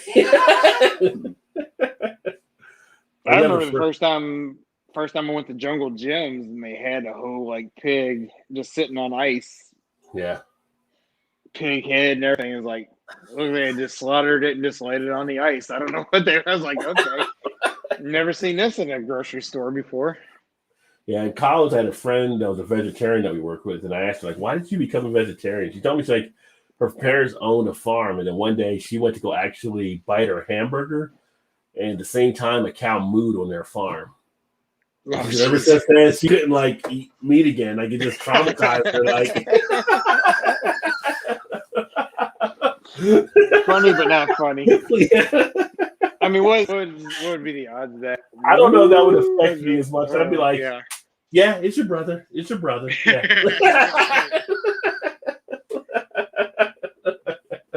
Family. Yeah. But, cows go to the farm. Sometimes the cows don't come home to the farm. So, yeah. Oh, let me see here. I always say, Gavin, you. It was the feel of the frog legs. Halibut is the least fish taste of any fish I've ever ate. I like Chilean sea bass. It's probably my favorite fish. That's actually pretty tasty. Never had it. I'm going to have to love you and leave you, ladies and gents. Keep safe, vigilant, and God bless. You too, Gavin. Always great to have you on, my friend. Have a great night, brother, and catch up with you soon. But Rod, those guys caught the shrimp and crabs. They boiled them for you. The peeling is part of the fun. Takes days to get the spices from under your nails. And you can tell, they spent time down in New Orleans as well. So he's like, you got to respect the effort. That's true. That is true. Yeah. It's the gift that keeps on giving. Get that fish smell in your hands. You have not done a crawdad boil in Louisiana. I've not been to Louisiana. Have had the crawdads out there. I've had friends that actually did it with the same trip we were on. It wasn't appealing to me with the crawdads. I don't know. They just don't appeal to me to like want to eat them. It's another one of those. It's a lot of work for even less meat than you get from a crab leg. Yeah. I mean, you got a 3-part process on how you're supposed to eat this thing. It's too much. It's too much. Maybe now if they take them out and they do something like some type of crawdad bisque or crawdad like salad or like that, where it's just a meat, I'd probably try it that way. I'm not gonna sit there and be there breaking them and doing all that stuff, you know. Our old next door neighbor, when we lived in another house, he always did a crawfish boil every year. Yeah. And his wife was really good at doing it. She actually enjoyed it for some reason. I was like, here, you can peel all that you want. I'll eat it, but I ain't gonna sit there and peel it for 2 days to get the meat out of it. She had to end up saying so. She was good at it. You know why are frogs so buffed? Where do they work out? Because my boyfriend is getting like a little pig. Can you imagine frogs working out with little weights? Dolly's trying to run her comedy routine that she has. Yeah. Dolly, you're usually better than this. No kidding. At Barksdale Air Force Base, my bosses brought me to catch crawdads and then head to a crawdad boil. They enjoyed it. And a Connecticut Yankee came along. Well, they didn't know who they had there, Vanessa. So, I mean, I'm sure you're impressed. Potato, carrots, onions, the small potatoes, if you like different core small taters. Yeah, that would work. The frogs in Shreveport were huge. I don't know if Dolly would try the frogs. They disgust me. Crawdad boils are common in Eastern Ontario and Quebec. I always wondered if the Cajuns took it south or they brought it back. Yeah, I don't know. I mean, the Cajuns, if they brought that down to there or if it came back the other way. The Cajuns do love the crawdad boils. They ate a great many things. Yeah, you definitely did. You had to shut down some stuff too as well. And what's the most unusual? Well, that should be interesting. Oh, geez. Inquiring minds want to know. It's like shrimp. Rip off a tail and eat. Suck the head if you like. But yeah, but with a shrimp, all you got to do is take off the tail part. You're fine. But I will say, yeah, Vanessa's not wrong. Suck the head on crawfish that is where all the flavor is for sure. But you're not sucking the head on the shrimp. The head's not even on the shrimp, like in our places. In fact, most of our places now with shrimp cocktails, there's not even a shell on it. It just comes like on a cup with the 4 or 5 shrimp wrapped around it. So, yeah, I've never sucked the head on a shrimp. I mean, yeah. I thought we're talking crawfish. Everything the DOD bought, I tested. That could be a dangerous job. So you got to hazard pay for that. Oh, Todd's got the Bell's Oktoberfest beer he's going to actually drink here. Larry Bell will be happy. Minute, 5.5%. So that's under 6 too. This one was bottled on 8/19, so a little bit closer. What do you think of that one? It's been a while since I've had this one too. Kind of like the rest of them. You just kind of get that malty, sweet, kind of bready on the nose. Smells and color-wise very similar to the rest of them, I think. Maybe a little bit darker orange.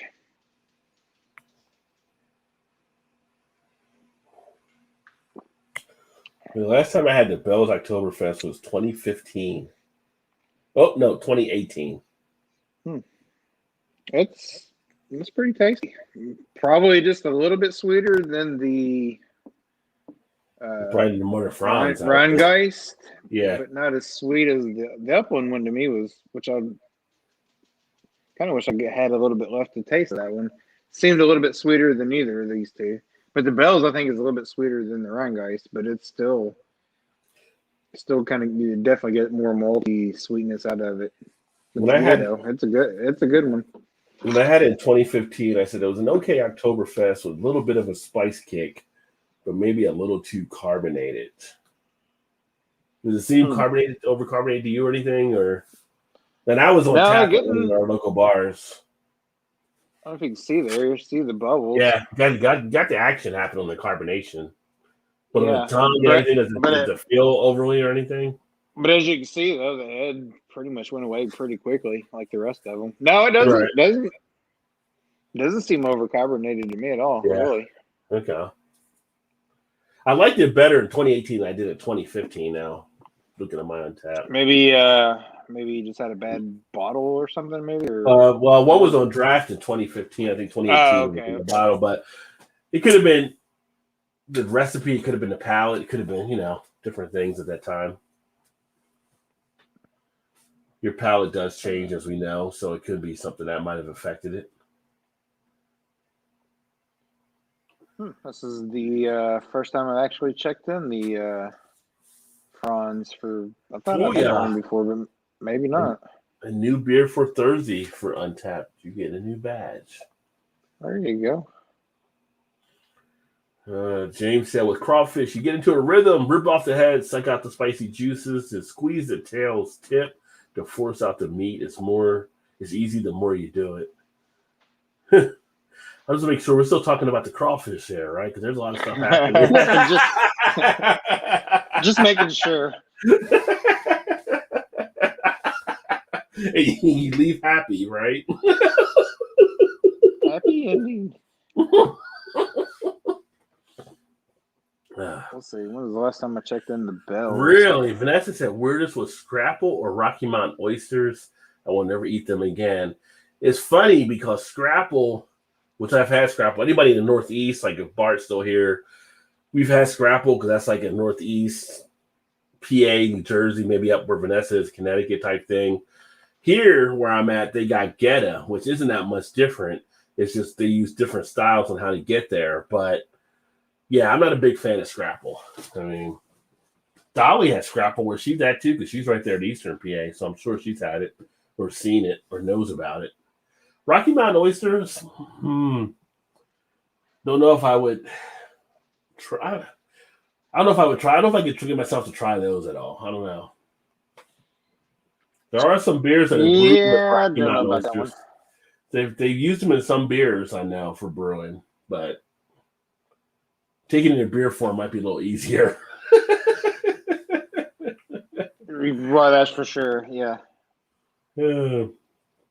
Creoles from us there and down in Louisiana, I think, where French were around. Yeah, well, I mean, that's what Gilbert's saying too. Like, you have French that came down from Canada that settled into that Louisiana area to be the Creole as well.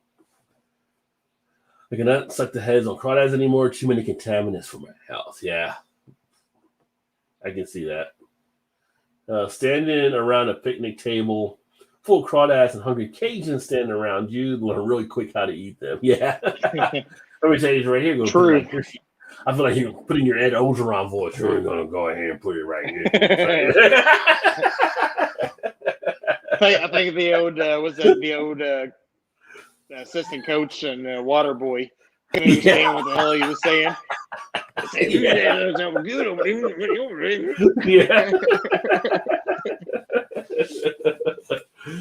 You gotta love Ed Ogeron when he gives those interviews. Yeah. It's like if Sling Blade was fat and an older man, you might have Ed Ogeron. Yeah, there you go. With a southern accent. Yeah. Oh man. Not supposed to eat liver. Yeah, I know like organ meats can be bad for some people to have as well. So yeah. Me either, Vanessa, but I do it anyway. I'm not a liver person. The wife, she loves the chicken livers. Me, I can't mess with livers. Me too. Like fried chicken livers. They're not as good for cholesterol, but I eat them anyway. See, Bart says, I love Scrapple. Bought some today. So that's the thing. Two things Northeastern. Scrapple and pork roll. What exactly is that again? Scrapple is like the scraps, but it's done. I'm trying to think the difference between that and Geta, because one of them uses oats and the other one uses grains or something in how they make them. but it's basically scraps from like the pig and stuff that get put into like a. Most of the scrapples like breakfast type meat that you have. Like, so you go to a restaurant and they'll be like, oh, do you want bacon? Do you want scrapple? Do you want sausage? Or do you want ham? Like, that's usually one of the choices for your breakfast meat. I know we talked about it before, but I couldn't remember. Yeah, so, it says here, at its core, scrapple is a dish of pork meat mixed with spices, broth, and cornmeal. It's placed in a mold and served sliced and fried. Yeah. And I think here instead of cornmeal, they use rolled oats, and that's what makes it geta. Okay. Instead of being scrapple. I can get behind that probably. I mean, here, they don't have a scrapple fest that I'm aware of in the Northeast. Here we have a Geta fest, where it's like Geta hot dogs and Geta burgers and Geta all kinds of stuff. I don't know if you've ever seen that, but in Newport they have the Geta fest each year, and people come out like crazy to enjoy Geta in all kinds of different ways. I'm like, why? Why is everybody eating? Like this Geta, which is just a scrap site. I mean, I don't know. It's the thing. It's culture. It's culture. I think it goes to the German history of Cincinnati, which makes it big in this area. But it's just like, yeah, I'm not going to that. We got all these other festivals: Italian Fest, Beer, Bourbon, and Bacon Fest, Beer Fest. I'm not going to Geta Fest. I'm not eating the floor leftovers festival. That's not where I'm going. No. They go to song about the radiator, suck the head, squeeze the tip. Again, we talking about eating here, or are we talking about something else? What she said. No more vital organs, including brains and testes. Yeah. Well, you couldn't do anything probably like, I'm trying to think. I was reading something on some of the health stuff about that, and like vital organs, like there's things like tongue, like some people eat animal tongue. You can't do stuff like that probably. And, hearts and stuff like that as well. So there's stuff that people eat that I never really thought about even eating myself, but it's interesting to see that you can get some of these things. Grab the head and juice this Gilbert. Scrapple shouldn't be a thing, Gilbert said. Oh, yeah. Movie Southern Comfort was hired military from the base extras. They were given us a couple hundred as stand-up. Very nice. As a kid, I freaking really enjoyed Southern Comfort. I remember that movie still. Southern Comfort, Deliverance, and Next to Kin were three movies. Maybe I was traumatized a little bit as a kid when I saw those younger, but they always stuck with me, like kind of backwoods type situations. In Louisiana, generally Cajuns immigrated from Nova Scotia and settled in the bayous west of the Mississippi, where Creoles, French African, who live mostly in New Orleans. Yeah. But someone came down from Canada as well. So I don't know. I don't know all the history. I know the history of the Creoles, like definitely the French African. I know, but I knew there were French people in Canada as well. And Chicago was actually settled by a French black man as well that came down from Canada. Did not know that. Yeah. Scrapple a couple times a month keeps the body going, right, Bart? Like you said, scrapple or bacon is easily bacon for me. Like, any breakfast meat, bacon's pretty much top of the list. I like ham once in a while, but bacon pretty much holds it down. I'll do sausage here and there, but some good bacon. Right. Forget about it. Some hardwood smoked, some jalapeno bacon, we got different styles of bacon we can get at our butchers. It's just so good, but you're not supposed to have a lot of that, too much of that either, because that can be bad for you, I guess, as well. How come all the stuff that tastes good is bad for you? Good. Yeah. If they could ever make something that was good for you that tasted good, I mean, they would rack up like a ton of money. Oh, geez. I mean, if you could make like a healthy bacon that actually tasted like bacon, yeah, you'd be a bazillionaire. Not talking to vegan stuff because that don't taste like bacon. No. I don't care what it was. It could be vegan, but if it tasted just like bacon, cooked just like bacon, smelled like bacon. No, I'm just saying the current vegan stuff that I've ever had is like never tastes like they say. They'll say, "Well, it tastes the same," and every time I have something that say tastes the same, it never does. Well, that's like rice cauliflower. Yeah. Oh, it's like rice. Like, no, it's not. It tastes like chopped up cauliflower. I mean, it doesn't taste anything like rice. Yeah.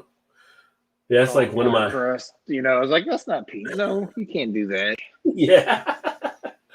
That's like one of It's my not the one of my same. one of my favorite comedians to watch is Lewis Black, and he had a routine one Yeah, he's time. good. He was talking about milk. He was talking about this was a few years ago, so he's talking about the cashew milk that came out in a different, basically the oat milks and stuff like that, but they weren't actual dairy milk. And he's just like, why is everybody calling it milk? He's like, what the hell is that in the freezer next to my milk? And they're like, well, that's oat milk. Like, oh, is there a cow for oats? He's like, is there a cow that pisses out cashews? No, I don't think there is. So why are you calling it milk? Right. Oh, great comedian. He's hilarious. Yeah, he's good. Yeah. I used to eat the lobster heads. Really? I don't think I've ever known anybody eat the lobster heads. It's usually the claw and some of the other stuff, I guess.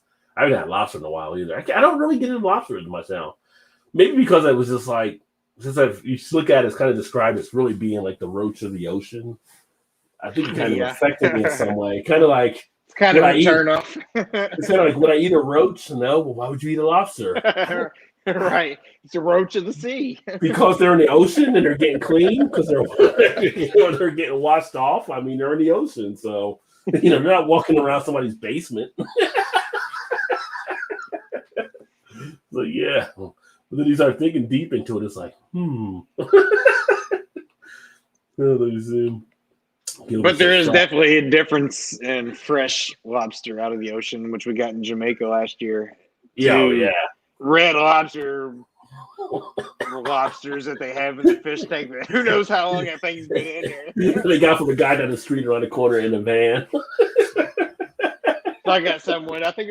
I don't remember if it was my daughter's birthday or my niece's birthday. Yeah, because they're only a couple months apart, so I can't remember which. But we went to Red Lobster for their birthday. I was like, yeah, I'm gonna get the lobster. Whatever night it was a special. They had, lobster special. So I was like, yeah, I'll get one. I'll get that. Yeah. I was like, this is not the lobster. What is this? I don't even know what it was. I mean, of course, they serve it with the shell. You got to pick it out. So I was like, yeah, this isn't the same. It's like, Jamaican lobster ruined me. It's like pulling in somewhere in Omaha, Nebraska, and they say fresh seafood, and you're like, where's the fresh seafood coming from? Right. Where's this ocean you talk about? Yeah. It's like, no, you're supposed to serve steaks. I don't know anything where this fresh seafood came from that you're offering. Right. Gilbert said fried bologna.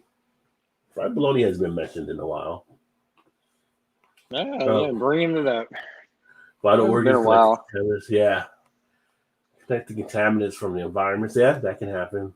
Although I have not had a fried bologna sandwich since that one time I did it. So I've had bologna, but I still must not liked it that much then, huh? I just do a regular sandwich with it. It's like, why take the time to fry it? I mean, then again, it's like I just have a hot dog. Everybody says it's like a hot dog, so I just have a hot dog. I'm going to cook it, I have a hot dog. I guess that's true. I eat the bologna like I eat the ham, like I eat the turkey, like I eat the chicken, the deli, put it on a sandwich. You'll never about frying it. Right.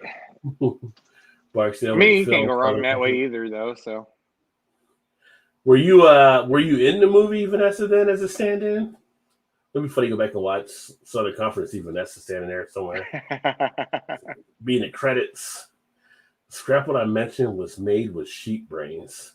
Oh, that's not the scrapple they have down in New Jersey and PA usually. That's a little different, but. And Stephen Barr says, "Oh, sheep brains. Okay, I think I'll pass." Yeah, I agree on that one. I'll pass. No thanks. I still think back at times to when we watched Faces of Death in the '80s when we were in high school at parties, and I was thinking of that monkey brain scene. Did you ever see that? Oh, Faces of Death, and they beat the monkey to death to eat the brains. Oh, yes. Yeah. Party growing up in the '80s. Watching shit we did. I mean, can you even get those anymore? They wouldn't even allow that now. I think it was illegal then. I think it was illegal then, but it had been recorded or whatever. I guess, yeah. I think you're right. I think you're right. That was like some underground, shady type club of people or something doing that. Like you weren't supposed to be able to do that, but yeah. But to have you know what, screwed up people that were shooting that shit. Yeah. Well, they were like probably like rich elites or something too, but yeah. Just see that monkey in that box, like, what do they? Oh my god, what? And then they eat it raw. Yeah. Those things are crazy. Surprised I didn't throw up watching that.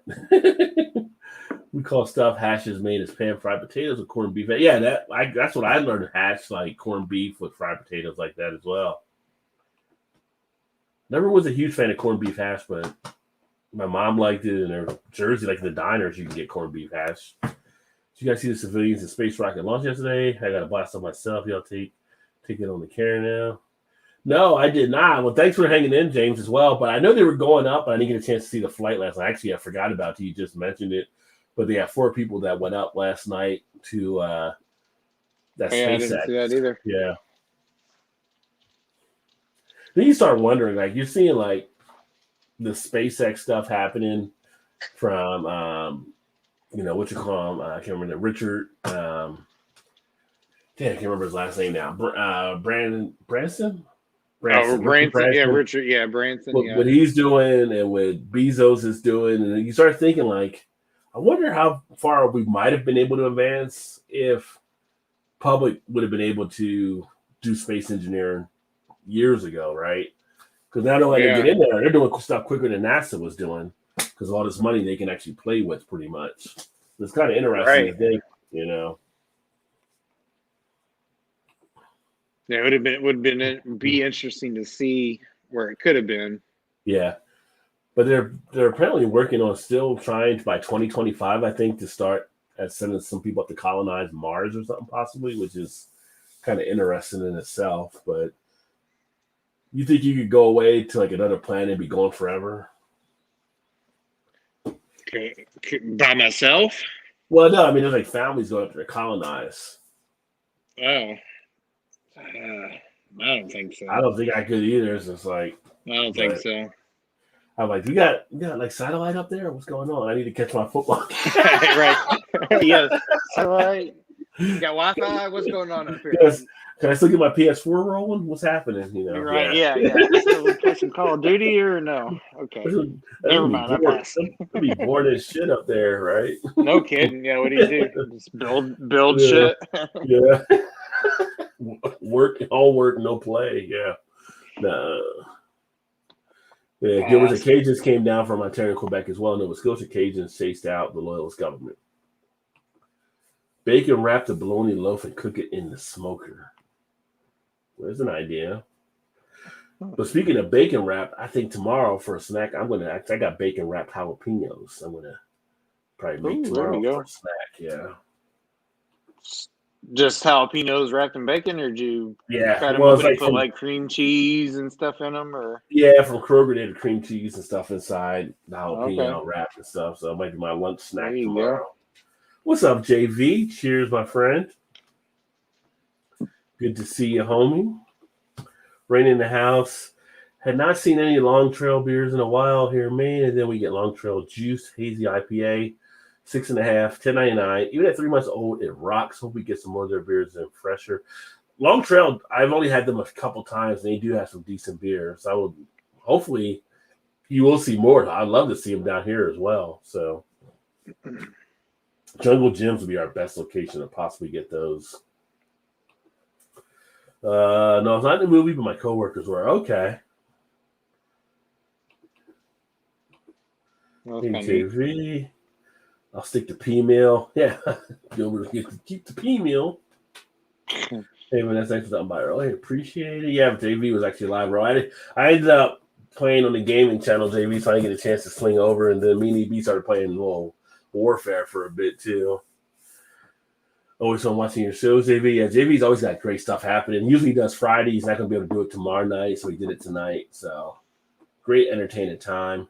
Sorry, 2K. I think I had too many on panel, but it was fun. That can happen when you have the panel shows for sure. Yes.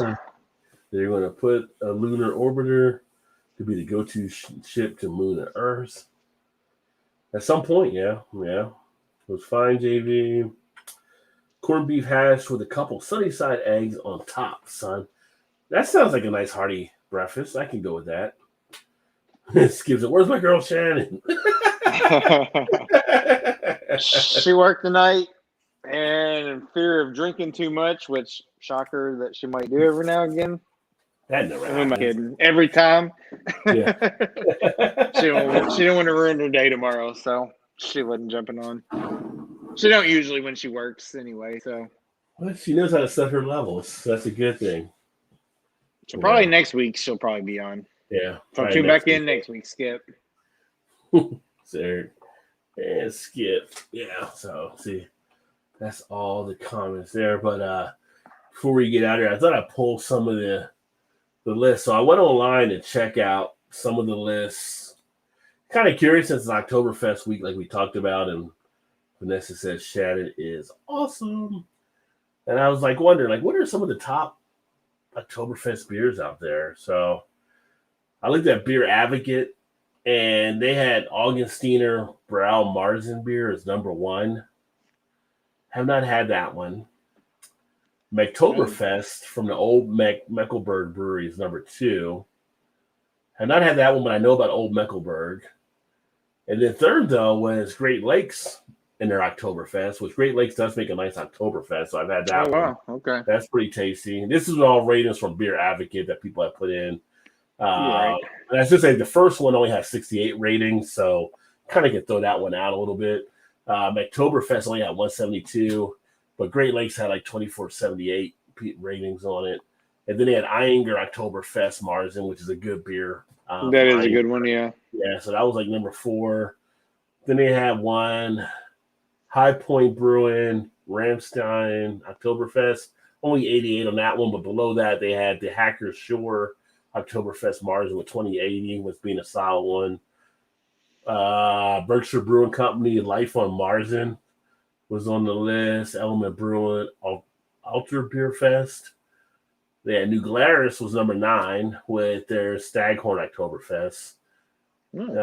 Carbon 4 Brewing, October Ale was number 10, but it only had 47 ratings. And like Treehouse was on there at number 11 for their brisk, but that only had 24. So it's kind of like these lists get kind of crazy. The Kaiser was on there from Avery, which is actually a good one too. That had 1,400 ratings. But kind of interesting just seeing some of the different ones. And then I looked on Untapped, and Untapped had it from all across the world. And I think Untapped is a better mix of stuff because you get some people that really know beer. You have some people that are just learning about beer. It's sort of a like cross blend. They had Stillmank Brewing Company. Oktoberfest was the number 1 Marzen. And this is one that's actually done in Heaven Hill bourbon barrels, which sounds delightful as well. Rich malty and Munich malt characters are mellowed by the Heaven Hill oak, while the remaining bourbon trapped in the wood is opened up and fills the lager with aromas of vanilla and caramel. So that's a nice one. Second one that kind of surprised me is Spetzel Brewery. Spetzel does the Shiner beers and their Marzen style ale. Big and bold, the Imperial Marzen aged in Balcones whiskey barrels holds nothing back.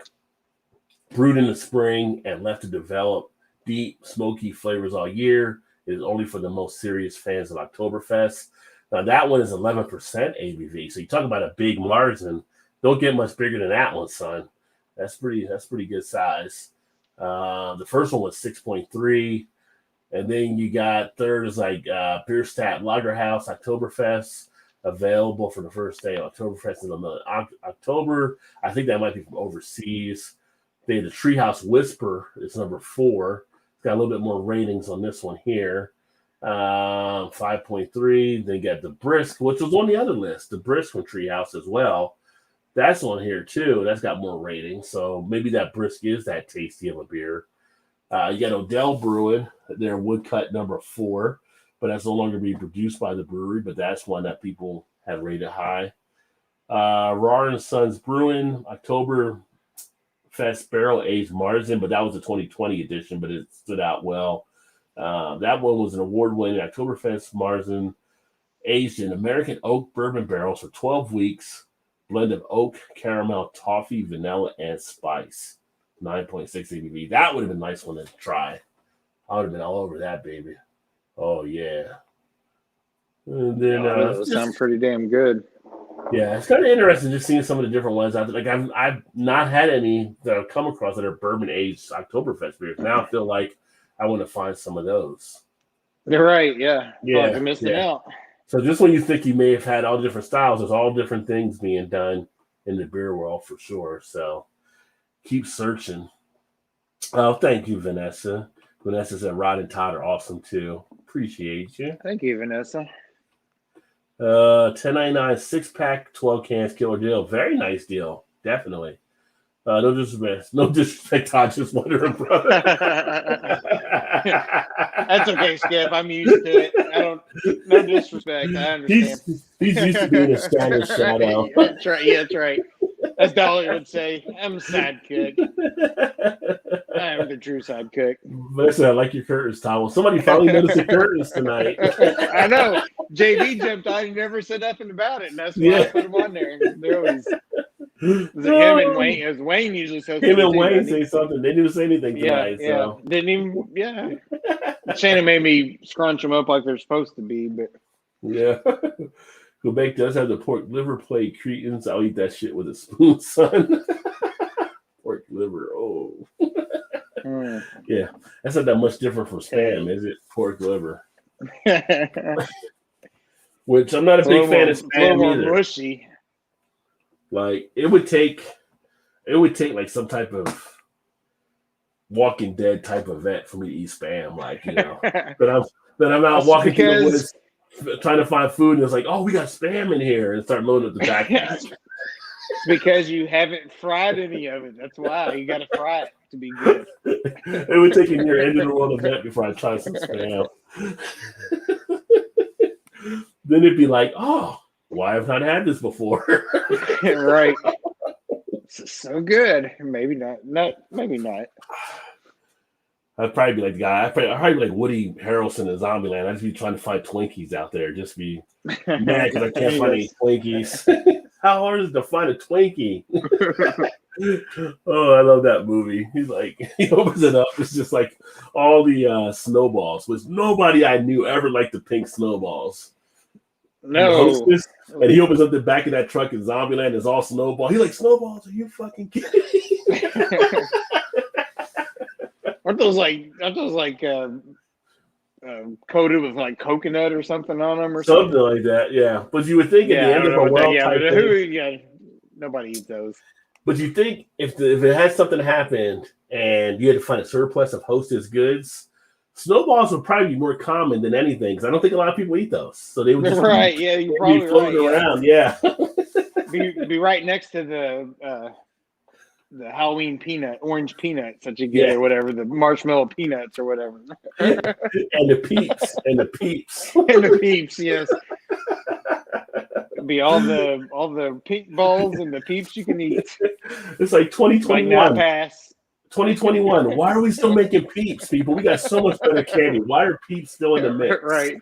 But nah, I just starved to death. I'm good. They said all we got to eat some peeps. I'm gonna have to just sit here. I can't mess with those. You know, mess up my stomach.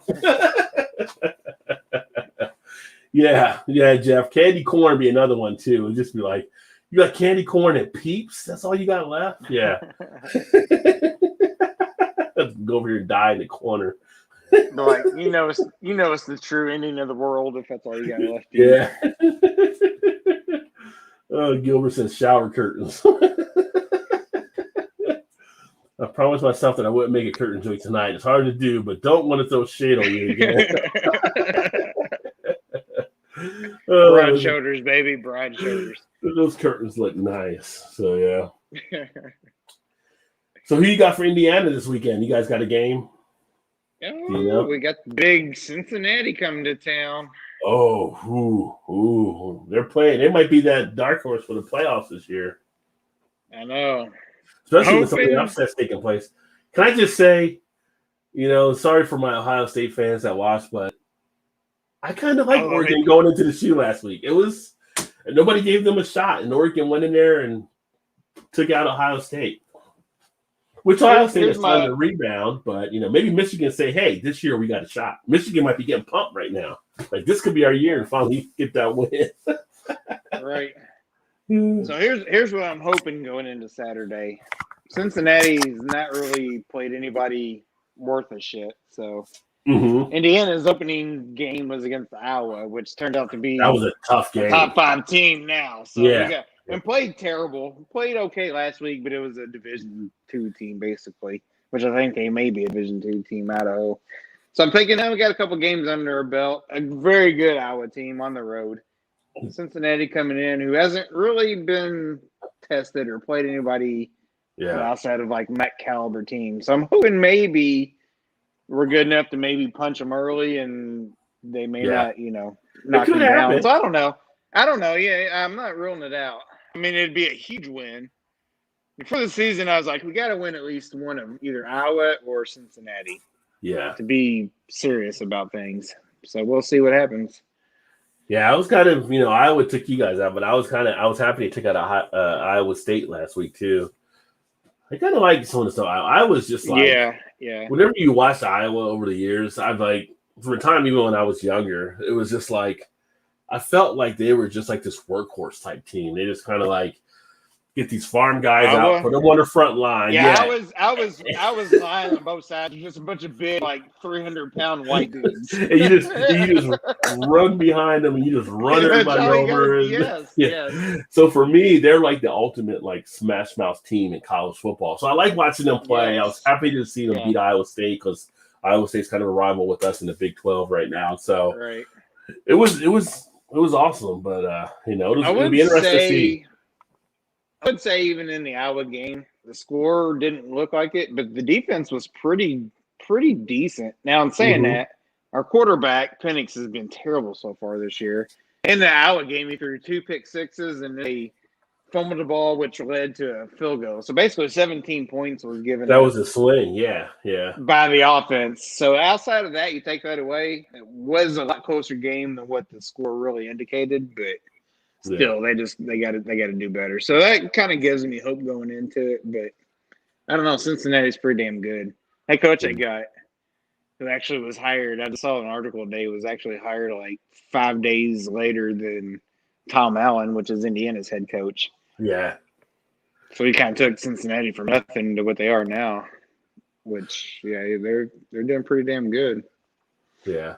Well, they had like so many coaches that come through UC that go into bigger things. They got Brian Kelly, and before him, they had a couple other coaches that came through, and they went to bigger programs. So they have a nice little system of getting coaches out in Cincinnati here. Yeah, which I didn't realize that guy was under the Urban Meyer coaching degree. Yeah. I didn't know that. So was he at Ohio? Do you know? Was he at Ohio State when Urban Meyer I think he was with Urban back then. Okay. And with these guys, I mean, their whole thing at UC is trying to hold on to these coaches. I mean, over the last 10, 15 years, I mean, they've had coaches for 2 or 3 seasons that get a big offer somewhere and go and do other stuff well. So, and he said, no, I'm going to stay at UC. So that was a big hit for them. Yeah. And Kelly, and then who was before or after him? I mean, there's been hits after hits from Cincinnati, it seems. Go on to bigger schools for sure. Yeah. Which he'll be the next one, because I can't imagine him sticking around at Cincinnati if he, like I said, USC's open now, so I got to imagine they might come calling or something at some point. Yeah. Maybe, I don't know. Well, I'll say with UC, if they beat Notre Dame, because they have Notre Dame on their schedule this year. Yeah, they play Indiana. They play Indiana this week, and then Cincinnati plays Notre Dame the very following weekend. They beat Notre Dame. They got a real good shot of being an outside team getting into the playoffs, but also their quarterback. Quarterback have a real good shot of being a Heisman run too. Their quarterback is pretty tight. He can play. Yeah, he's good. Yeah, and he was going to get offers. Good mobile quarterback. He could have came out last year and did because he wanted to come back with unfinished business here, and he's got a chance to lead him do some stuff. Yeah. No, what day was just one game? Excuse me, just one game last year? Did they just lose one game last year? I think so. Yeah. He said hashtag candy corn problems. Yeah. Candy corn is not a favorite at all. Candy corn, not a fan. I am not either. I'm not a fan of candy corn. Banana candy corn, Brock's made with honey. No one is, but they sell by a ton. Yeah, they sell it, but like when you were a kid, Jeff, and you went trick-or-treating, were you happy when someone gave you candy corn at the house? Did you have the same relation? Like if it was a Snickers or a Reese's or a Charms Blow Pop, did you say, no, give me that candy corn back there? Did you say that? I don't think you did. I don't think any kid said, give me the candy corn over any of those three or any of the others. Over a payday? I don't think they said that. Over now and laters? I don't think they said that. Candy corn was like right down on the penny level when they give you like the penny wrappers or they give you like an apple. Those are like the bottom shelf type things.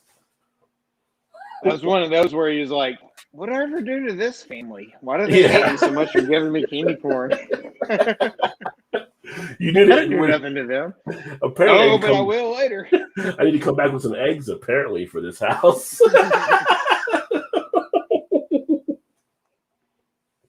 No kid wanted the candy corn. So someone is, and someone's buying Celine Dion. We don't never know who the person is, but yet she sells millions of records. So right. Give me all your Tootsie Roll, son, leave the candy corn for the rest. I wasn't a huge Tootsie Roll person though either. See, I like Tootsie. I do like Tootsie Rolls. Yeah. I could do some of the lollipops here and there, but I was not a huge Tootsie Roll person. Vanessa said, I like candy corn. Well, that's like the growing up with the kids. Like we were all kids, but it's like, I'll take the candy corn. I mean, I don't mind candy corn, but when you go trick-or-treating, that's not what you're looking for. It's all Vanessa's fault, Jamie's. Perhaps.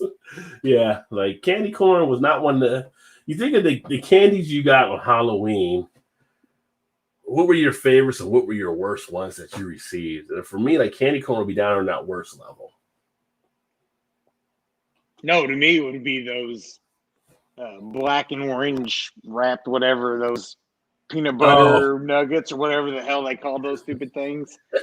Those were terrible. That was the worst. That's got to be the worst candy ever made, hands down. You know what I'm talking about? I don't even know what they're called. Brocks? I don't even know. Yeah, they were Brocks. They were Brocks. They were Brocks. I know what you're talking about. I didn't have them. It was either an orange wrapper or a black wrapper. I'm like, I just know they were just like pull your teeth out, and they were just terrible. Now, black licorice, that was one that would be down on the level for me. I was not a fan of black licorice. Yeah. But if I had the regular Twizzlers, all right, we're good. Spree, I was not a fan of getting sprees. I'm like, what? You couldn't afford Sweet Tarts? Why are you giving me sprees? Like, that's the knockoff generic brand. Well, it's kind of like the bottle caps. The bottle caps are kind of that way too, though. Especially the root beer ones. Like those are the worst tasting things ever. Yeah. What about dots? You remember getting the boxes of dots? Those like always the worst. Whether you had them for Halloween or you had them at the movies, they would get stuck to the roof of your mouth. Just like a big thing of just like jelly chew. I don't know what they were. Just hardened jelly. I don't know what they was. You're sitting there trying to get off the top of your mouth with those damn things. Yeah. Oh my God. But just trying to give her tongue a workout, trying to peel it off. But those little candy button things, whatever they were, like on the white sheet, the little candy buttons you could peel off, those were pretty good. I like those. That was just pure hardened sugar. That's all that was. Pretty much, yeah. Those weren't bad though. No, get those, or you get some of the sticks. What were the sticks? The pixie sticks. Yeah, you get some of those and stuff. Yeah, that's just pure. That was pure sugar right there. Yeah. Pixie sticks were good training material the next day in school. So that was like Kool-Aid in a straw, I think. Yeah, maybe without the water mixed into it. A little bit sweeter though. It was like you take your stuff home and your parents would go through your candy and they're like, okay, you can have some of these right now and these you gotta wait. Like they knew the sugar content. They weren't gonna let you get that high sugar stuff late at night, like after trick or treat. What about the Fun Dip things? Was you a fan of those? Oh, I was a huge fan. Just get the stick of like pure sugar, and then you just dip more sugar. Yeah. Well, I think I told you before, like the Fun Dip was the one that led to me getting attacked by a swarm of yellow jackets one time. when Oh I was a yeah, kid. yeah. I remember that Yeah. now. Yeah. And yet, I still love the fun dip. Like that was not going to stop me from going to. Most kids would be traumatic. They'd be traumatized by it. They're like, I'm never going to do fun dip again. They got a swarm of yellow jackets took me out, but not me. I still wanted some more fun dip. That's how good it was. That's just how good it was. I'm willing to take the risk. And fun dip was one of those candies that you really couldn't really share with anybody because like nobody wanted to dip after you or eat. You know what I mean? Yeah. Like, Well, they'd be like, they here, put have 2 some of this sticks dip. in. Like, no, I don't. Yeah. They would put like 2 sticks in the big package, and your friend like, well, let me get the other stick. Nah, that's my backup, son. You can't have the other stick. Right. Because you know your That's stick right. would break, and your stick would break at some point, so you need that backup. You might give me that packet of the apple. I'll give you the packet of the apple, but you gotta get your own stick.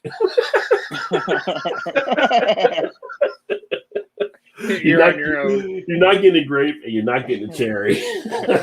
Right. I'll give that one nobody wants. But you're not getting the stick.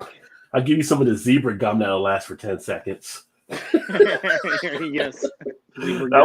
That might have been the worst gum you could actually get because it felt so good in the beginning chewing that gum, and then it was just like, where'd the flavor go? It was worse. It barely outlasted Bazooka Joe.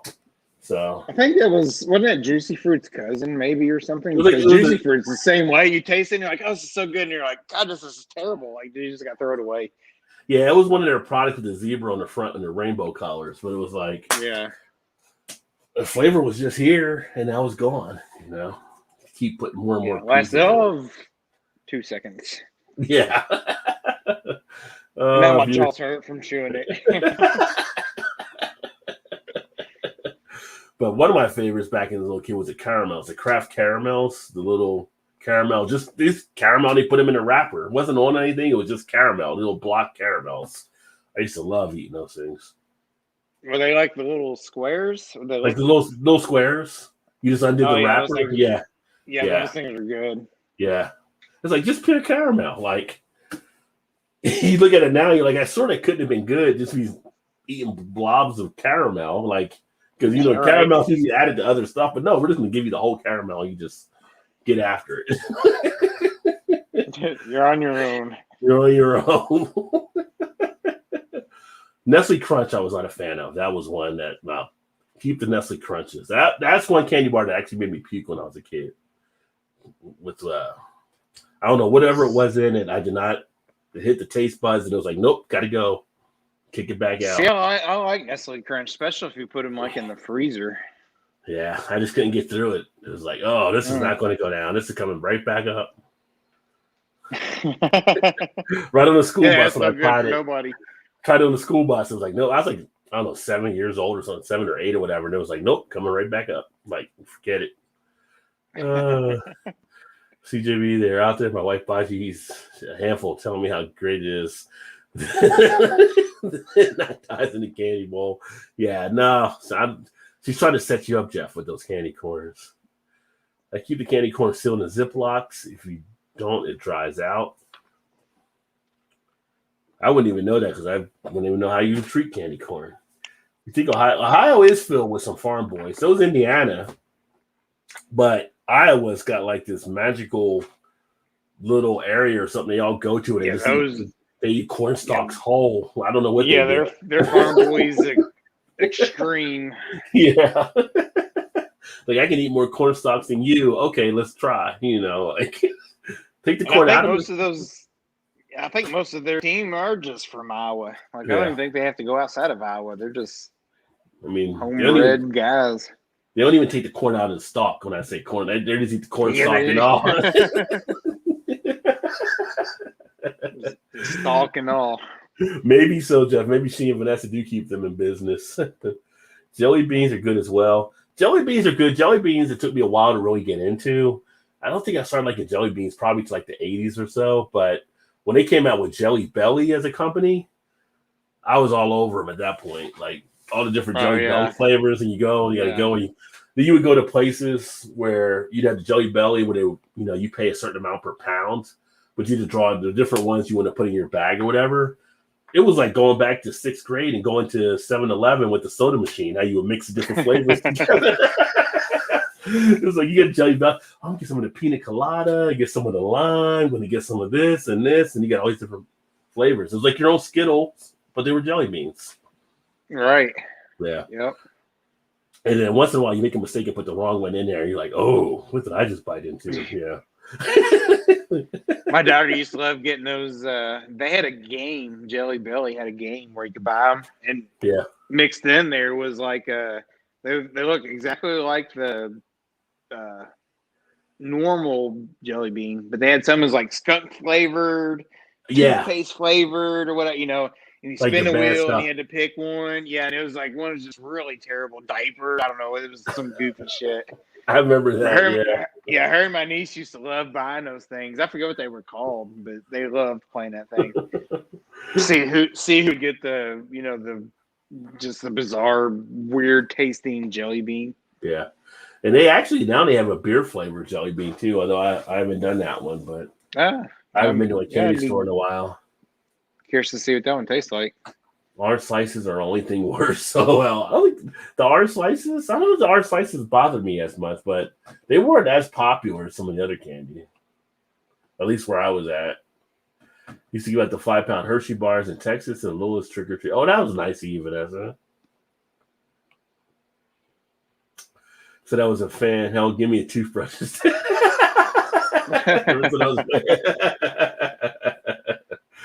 The thing worse than candy corn is razor blade. Well, in the apples.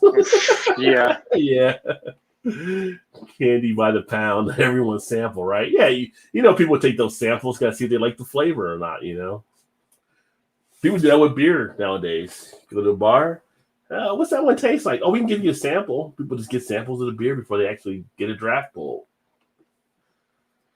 Favorite was the lemon heads, and the worst were people gave out bagged popcorn. I do remember the bagged popcorn being from some people as well.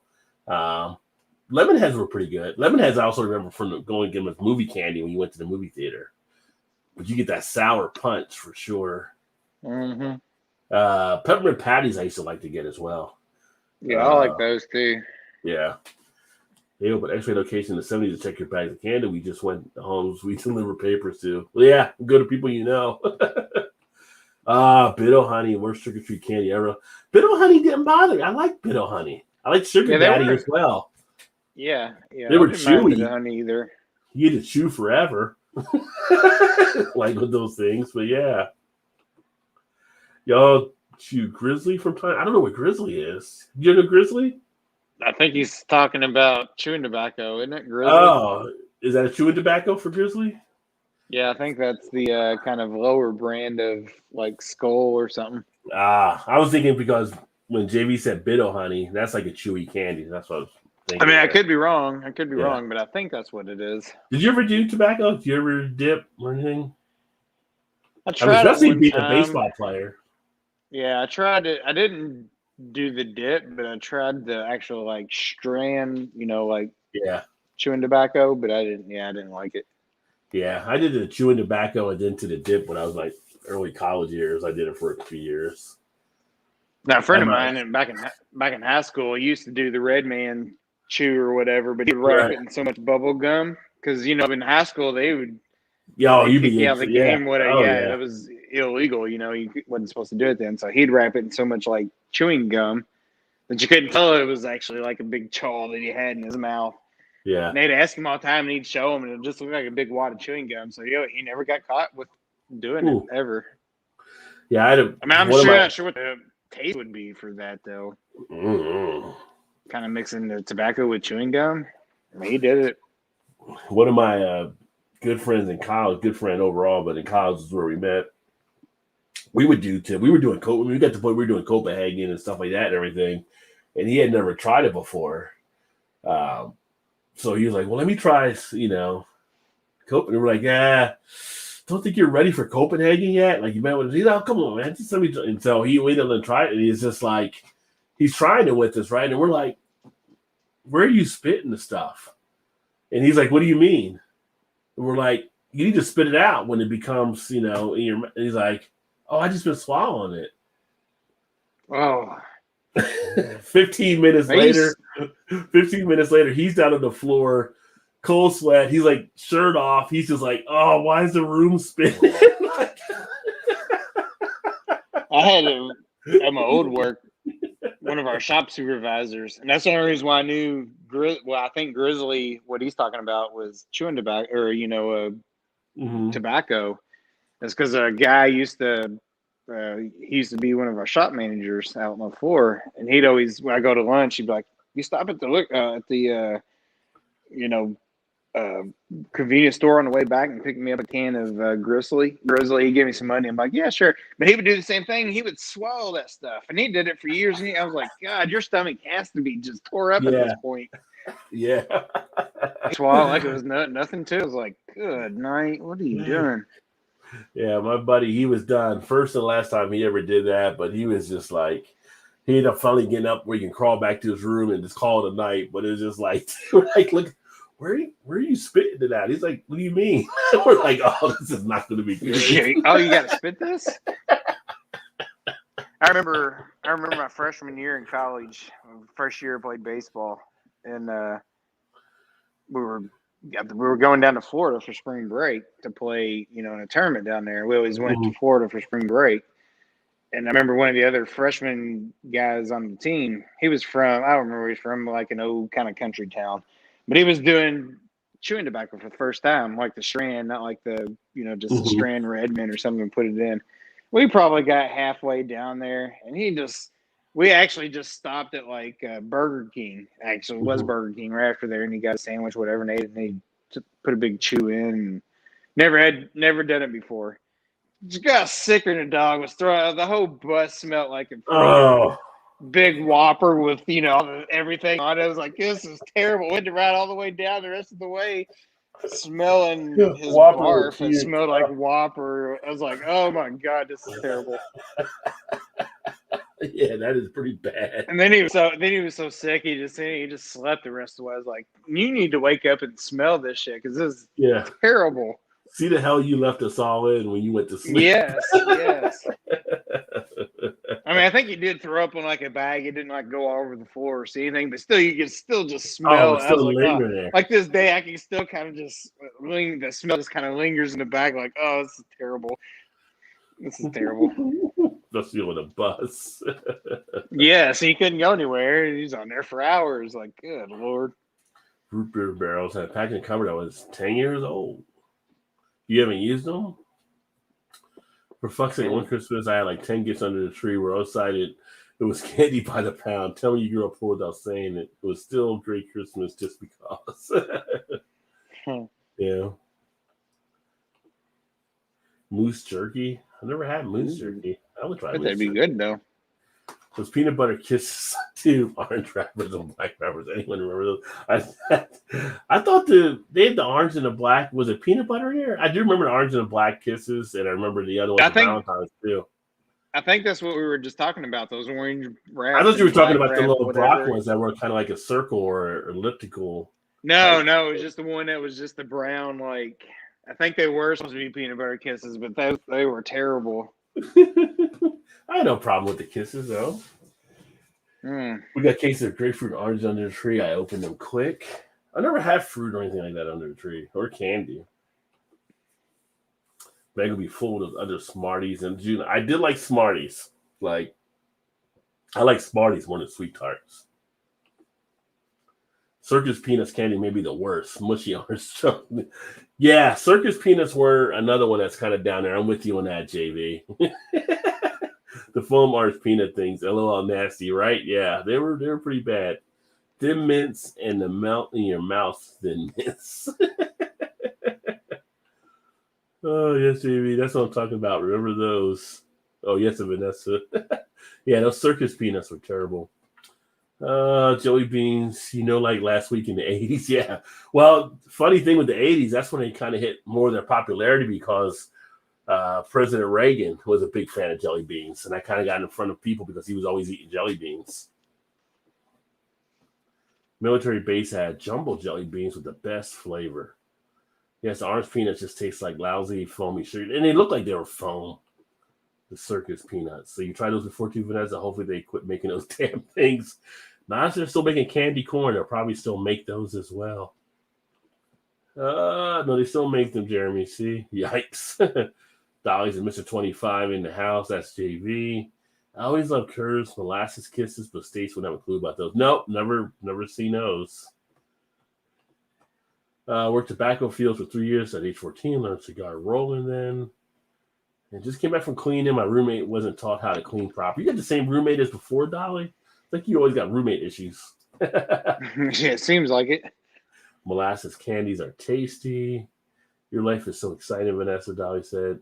Sugar Daddy's outstanding. Yeah, I still like getting the Sugar Daddy candy. I don't I like Sugar Daddies. I don't know if they still make those or not. I don't know. I've not seen, and now that you say that, I've not seen them in forever. Yeah. Those things would pull your teeth out for sure, though. Yeah, they would. I mean, it was like, yeah. At a point, you felt like you were in a battle trying to get the candy off the damn stick. You know, you're going through it. Let's see. All right, Eric. Big League Chew, son. I used to chew Big League Chew as well back in the day. I remember when that came out. Taffy's made with molasses, yummy. Saltwater taffy, like from the Jersey Shore, is freaking awesome as well. Oh wow, it's Dolly. How's it going? Thank you, Vanessa. Maple taffies too. Jeremy, I came back for you. Easy, Dolly. Working hard, seeing more trophy balls. Yeah, right. But glad to see you. Making JV blush over there.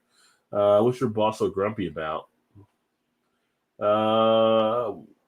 Why didn't you watch the bus out? Well, they could. They were on their way down, right? Like JV said, why do you guys watch the bus out on the trip? It was like at night. Todd frozen. That's JV's asking you.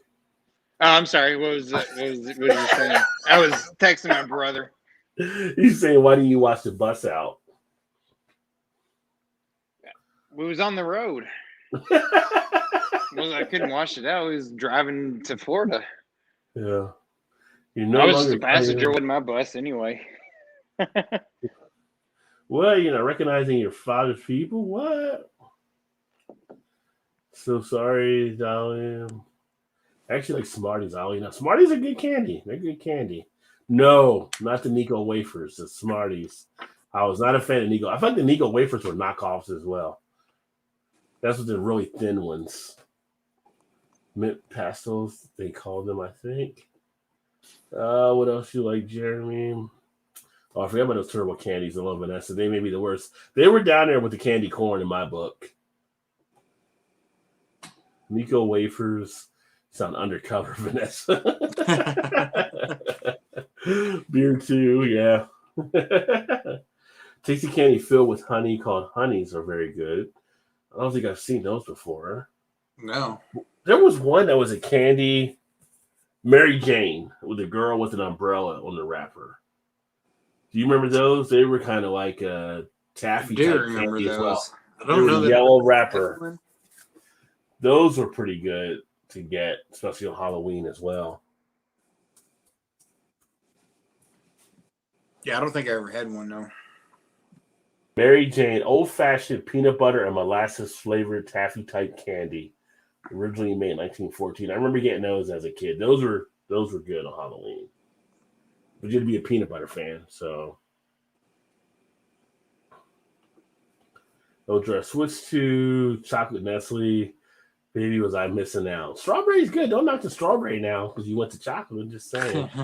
I like Mary Jane's virtual hug. Ever since I came to the UK, the Galaxy Bar made maybe the best chocolate candy I ever ate. I'm not a big candy person. Nice. Be right back. They got good candies over in the UK. Molasses peanut candy. Yes. Oh, Jeff. I thought Reagan liked ketchup. Well, Trump likes ketchup. I don't know if Reagan liked ketchup, but he may have.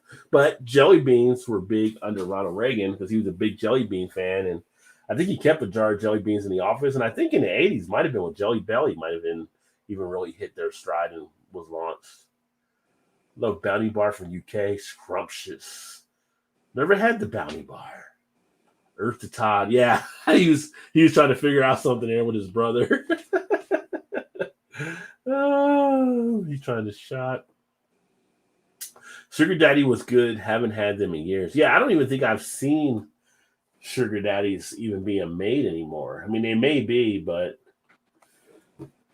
with our regulations now, that might have been too much sugar. Oh.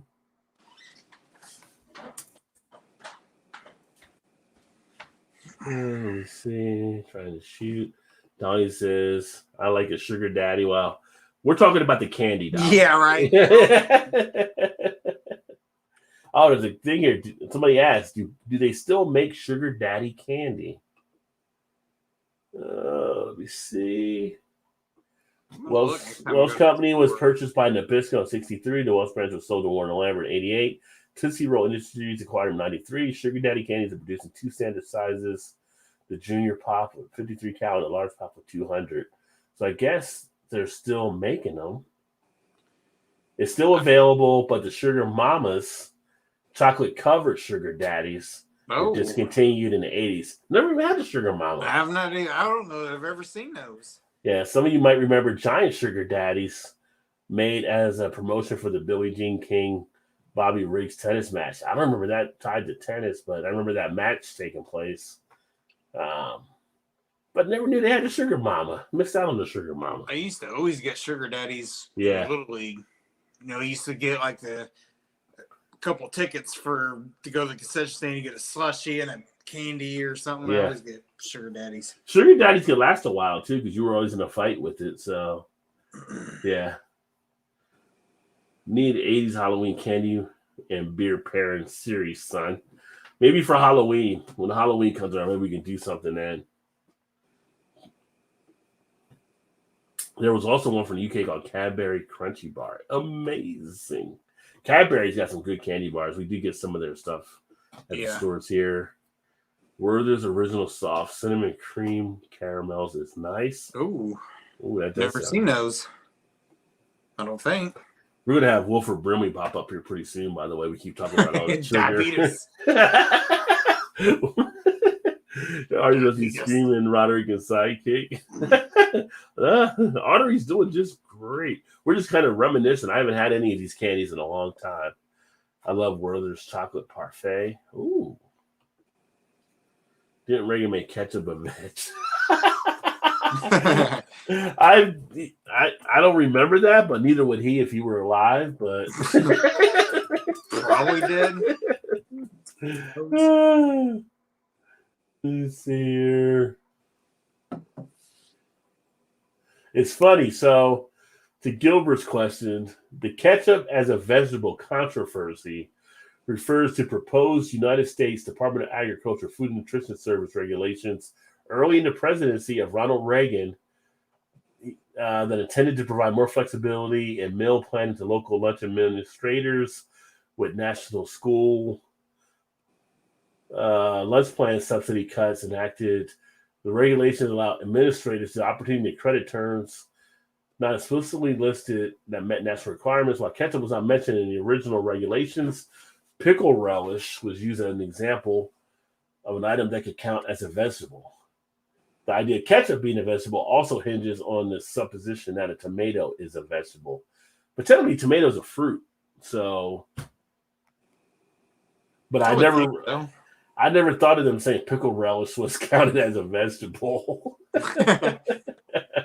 No, never heard that one. What vegetable would you like? Oh, a side of pickle relish. What?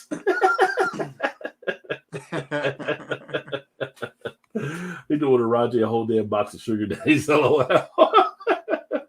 Oh, at this age, I don't know if I can really handle a whole box of Sugar Daddies. How Amazing is 25, enough to write a song about it. The soft Werther's butterscotch are good. I like the hard ones too. Yeah, the butterscotch ones are damn tasty. I remember that as a kid. I remember my grandparents having those and the little candy jar. You talking about just the regular hard disc butterscotches? Yeah. I used to love those growing up. Oh, I still like them now, but I used to love them as a kid. Yeah.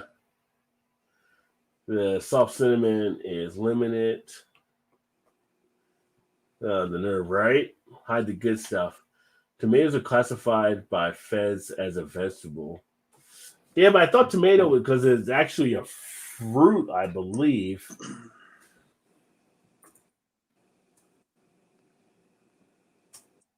That's what I thought too. Because of how it actually is. We'll see what Google says. Tomatoes are fruits that are okay. So tomatoes are fruits that are considered vegetables by nutritionists. Botanically, a fruit is a ripened flower ovary and contains seeds. Tomatoes, plums, zucchinis, and melons are all edible fruits, but things like maple helicopters and floating dandelion puffs are fruit too. So they're actually a fruit, but they're considered by nutritionists to be a vegetable. Huh. The great debate. Yeah.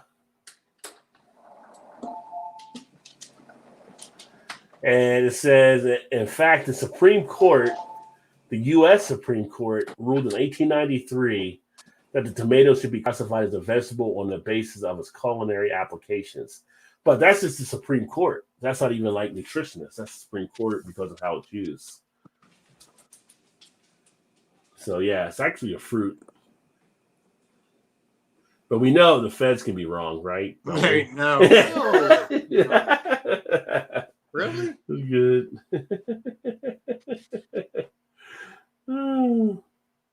After eating those cinnamon chomps. Shits after eating. Dolly can't eat the cinnamon. Who doesn't like cinnamon? What's up, Joey? Cheers. Joey in the house.